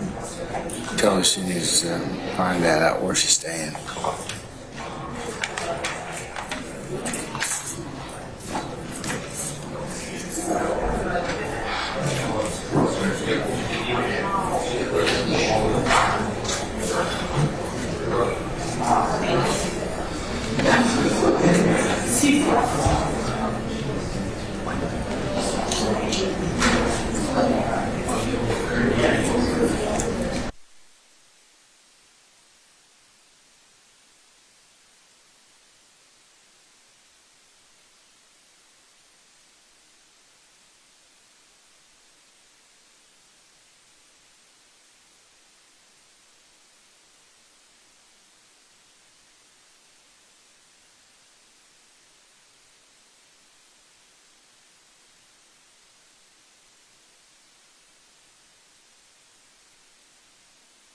At the earliest opportunity for the court to consider.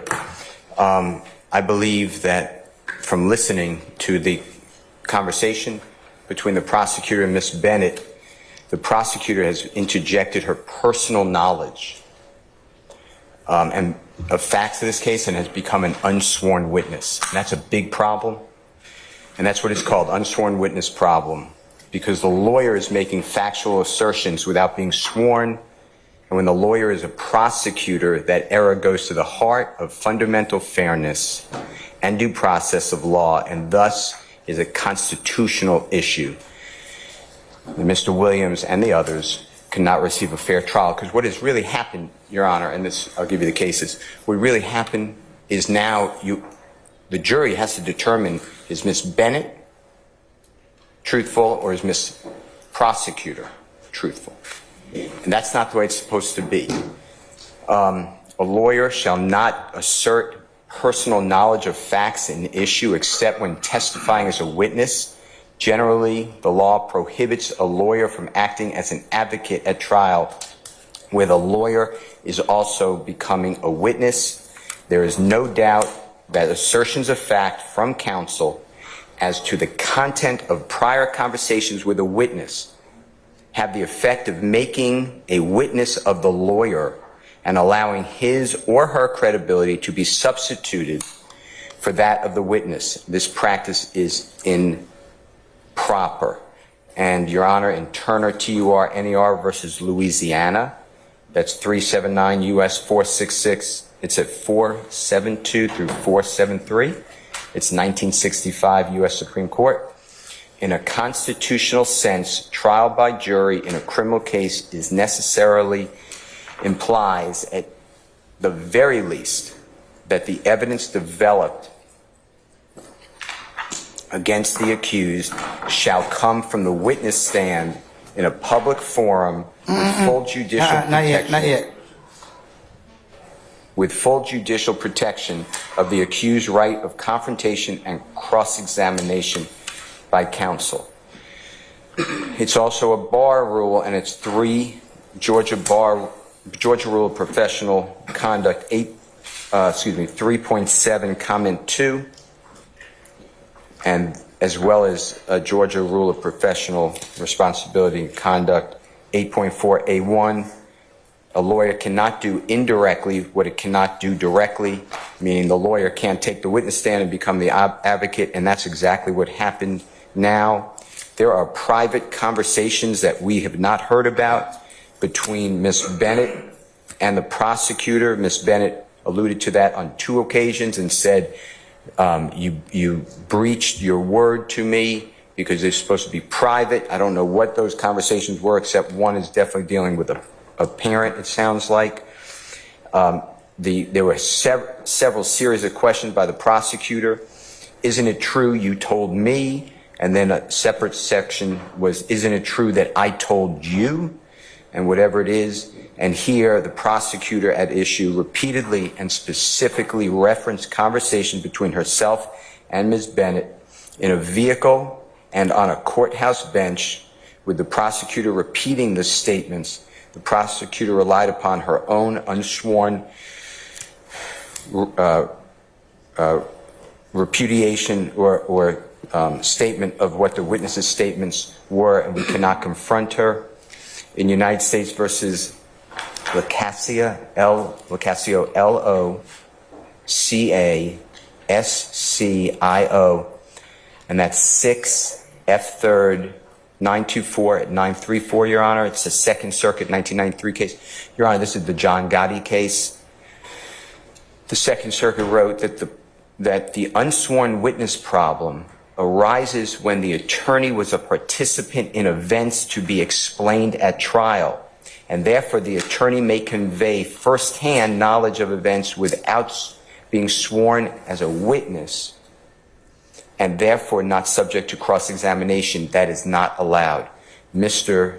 Williams asserts that he is entitled to cross-examination of the prosecutor, because now what has happened is the prosecutor has put the state, the weight of the state, the pride of the state of Georgia behind her words, and we can't cross-examine her.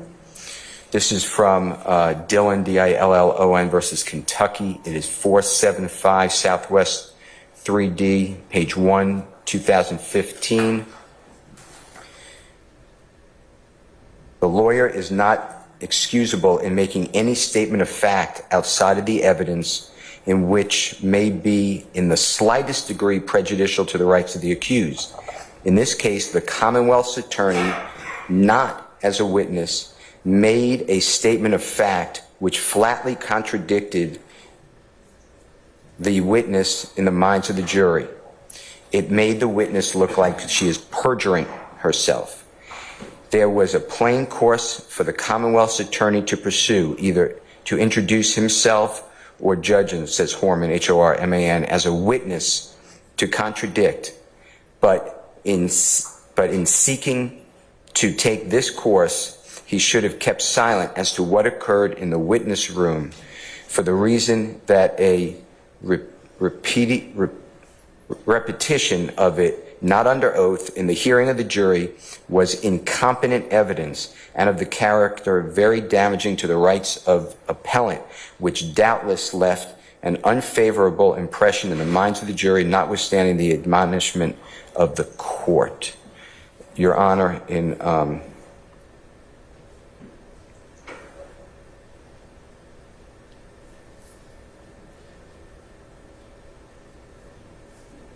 the Rule 3.7, Comment 2, a lawyer shall not in a trial assert personal knowledge of facts in issue except when testifying as a witness. Generally, a lawyer must be prohibited from acting as an advocate at trial where the lawyer is likely to be a necessary witness. I'm raising that early. This is a very serious issue, but here, I don't know how we got here, but all I know is I sit there and I see text messages between the prosecutor and a witness that are now in evidence, and the prosecutor saying, "Didn't you tell me," etc. I'm not going to repeat, of course, but that is my motion. And my motion is that for whatever reason that was done, the state of Georgia has caused one of their prosecutors that now has to be lifted from this case. If not, I am moving for a mistrial because I cannot cross-examine an unsworn witness. Lastly, Your Honor, this is a separate issue. I would like the phone of Ms. Bennett to be returned to her, because I believe, based upon what I'm hearing, that there is exculpatory information on that phone. That phone is being held by the Fulton County DA's office. I've not seen the process that this court ordered, but I did see a video, and I will tell you that according to the video that I saw, I may be wrong, but according to the video I saw, Ms. Bennett did not have her phone on her when she's arrested, so it should not have been put in property, and it's not in property, it's with the DA's office, and I'd like to look at that phone if Ms. Bennett allows me. I don't have any other way to do it, but without having it, I can't ask her for it because she doesn't have it. So those are my issues. I want to raise them today because they're ripe, and I don't know how we're here, but that's my issue.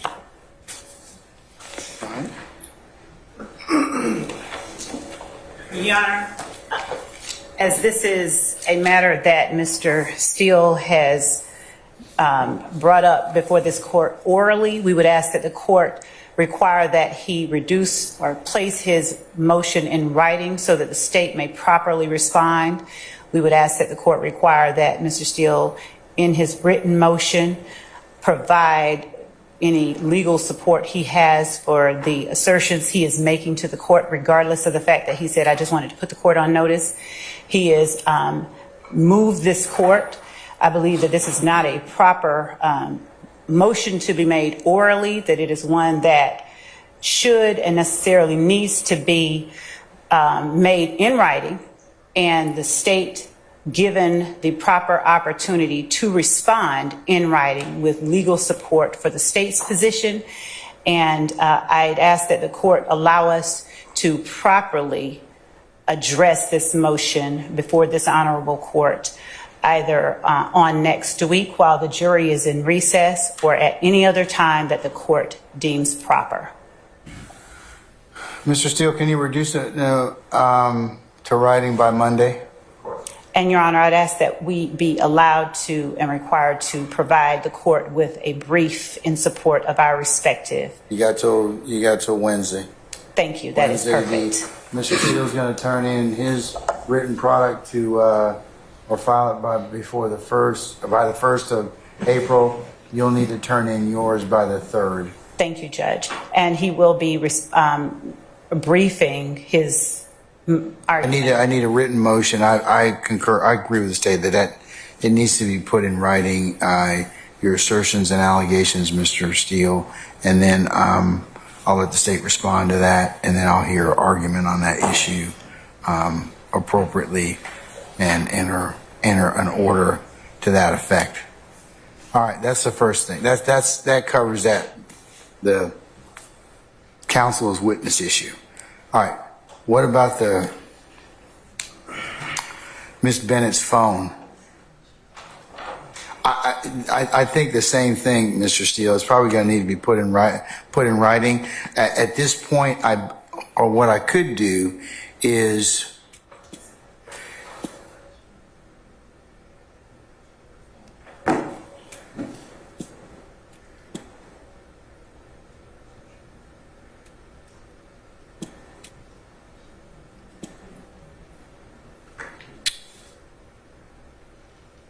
May I interject briefly?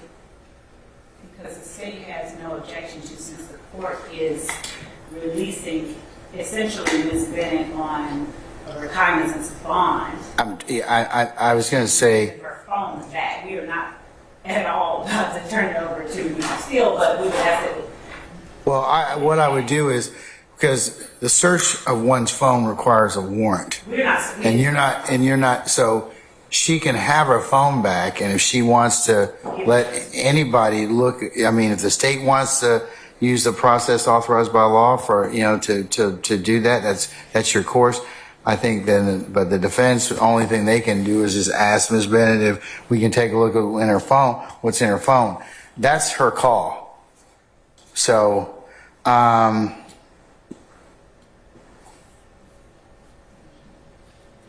you're saying at this time, Miss Love, you don't have any issue with returning her phone to her? No, Your Honor, not since Okay. she's being released from custody, no. All right, then that can occur, and Mr. Steele and others, you can ask her if she's willing to turn over any of the whatever is relevant to your inquiry. I'll leave that up to you all. That suffice? Okay. All right. Okay. So, Mr. Weinstein, before the day's out, did you complete your order? You've got that look. Apparently not. I that look, Your Honor. I'm sorry. Apparently not.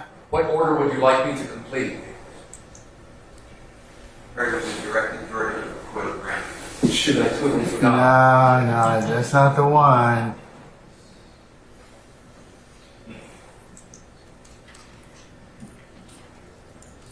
No, yes, here.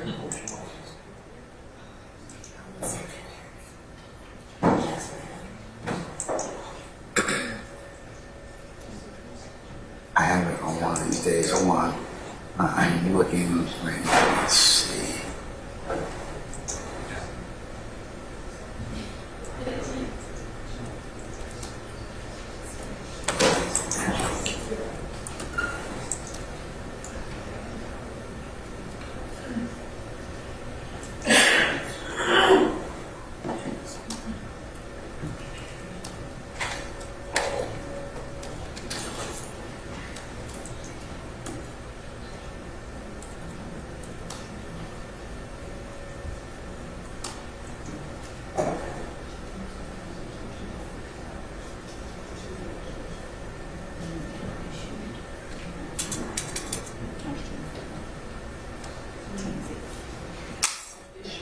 The order for Mr. Kenrick on the motion that we had about 2 weeks ago.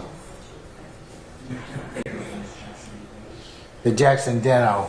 Oh, I believe that has already been submitted to the court and entered by the court. I can double check that, Your Honor. Your Honor, my memory is that Mr. Weinstein did in fact, at least he sent to the state his proposed order, and the state responded with its requested amendments to that order, and I believe that the order was entered. All right. Thank you, sir.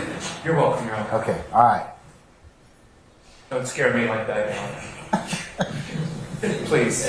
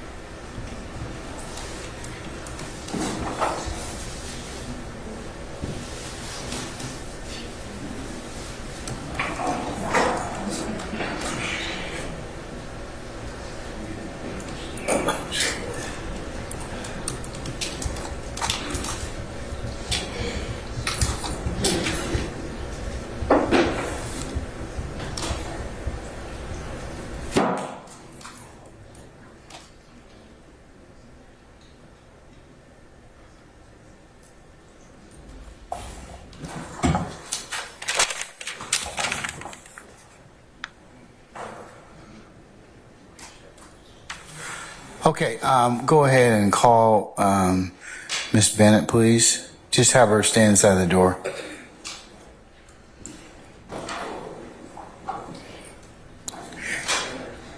Miss Bennett, we're good. Say again?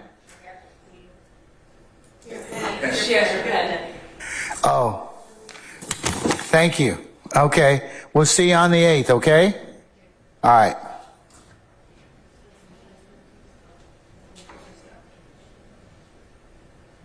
All right, you should tell her that she's going to get her phone back. We will? Okay, all right. Okay, is there anything else I need to take up with you all? Other than the schedule for Tuesday will be, and that's Tuesday the 2nd of April. I plan to take up Mr. Williams' motion limine number 2 related to Baker versus the state, recently decided. I plan to take up, related to that, Mr. Shart's motion on behalf of Mr. Stilwell, similarly situated. I plan to take on a motion to redact the conviction of Mr. Winfrey and the motion for the recordings of Mr. Derek Wise, as well as the motion and amended motion filed by Mr. Apt. All right. Do you want to renew my motion for severance based upon prejudice And another 105 instruction? and a 105? Okay, all right. Okay. This is an unindicted act that we are now going forward with for a number of days and will continue to go forward for a number of days. The prejudicial spillover is enormous, Judge. And now we're getting into issues that relate to whether or not the lead prosecutor in this case is required to be recused, none of which it can be laid at the feet of Mr. Nichols. So again, I strongly urge the court to grant a severance on behalf of Mr. Nichols. Okay, for the reasons I've stated otherwise and been stated earlier, I'll note your motions. I'm going to deny them. I'll give you a continuing objection, sir. Okay. All right. The other thing with the court's exhibit in regards to Ms. Bennett, that will be placed under seal. All right. Is there anything else I need to take up with you all before I release you all for until Tuesday the 2nd? Tuesday the 2nd.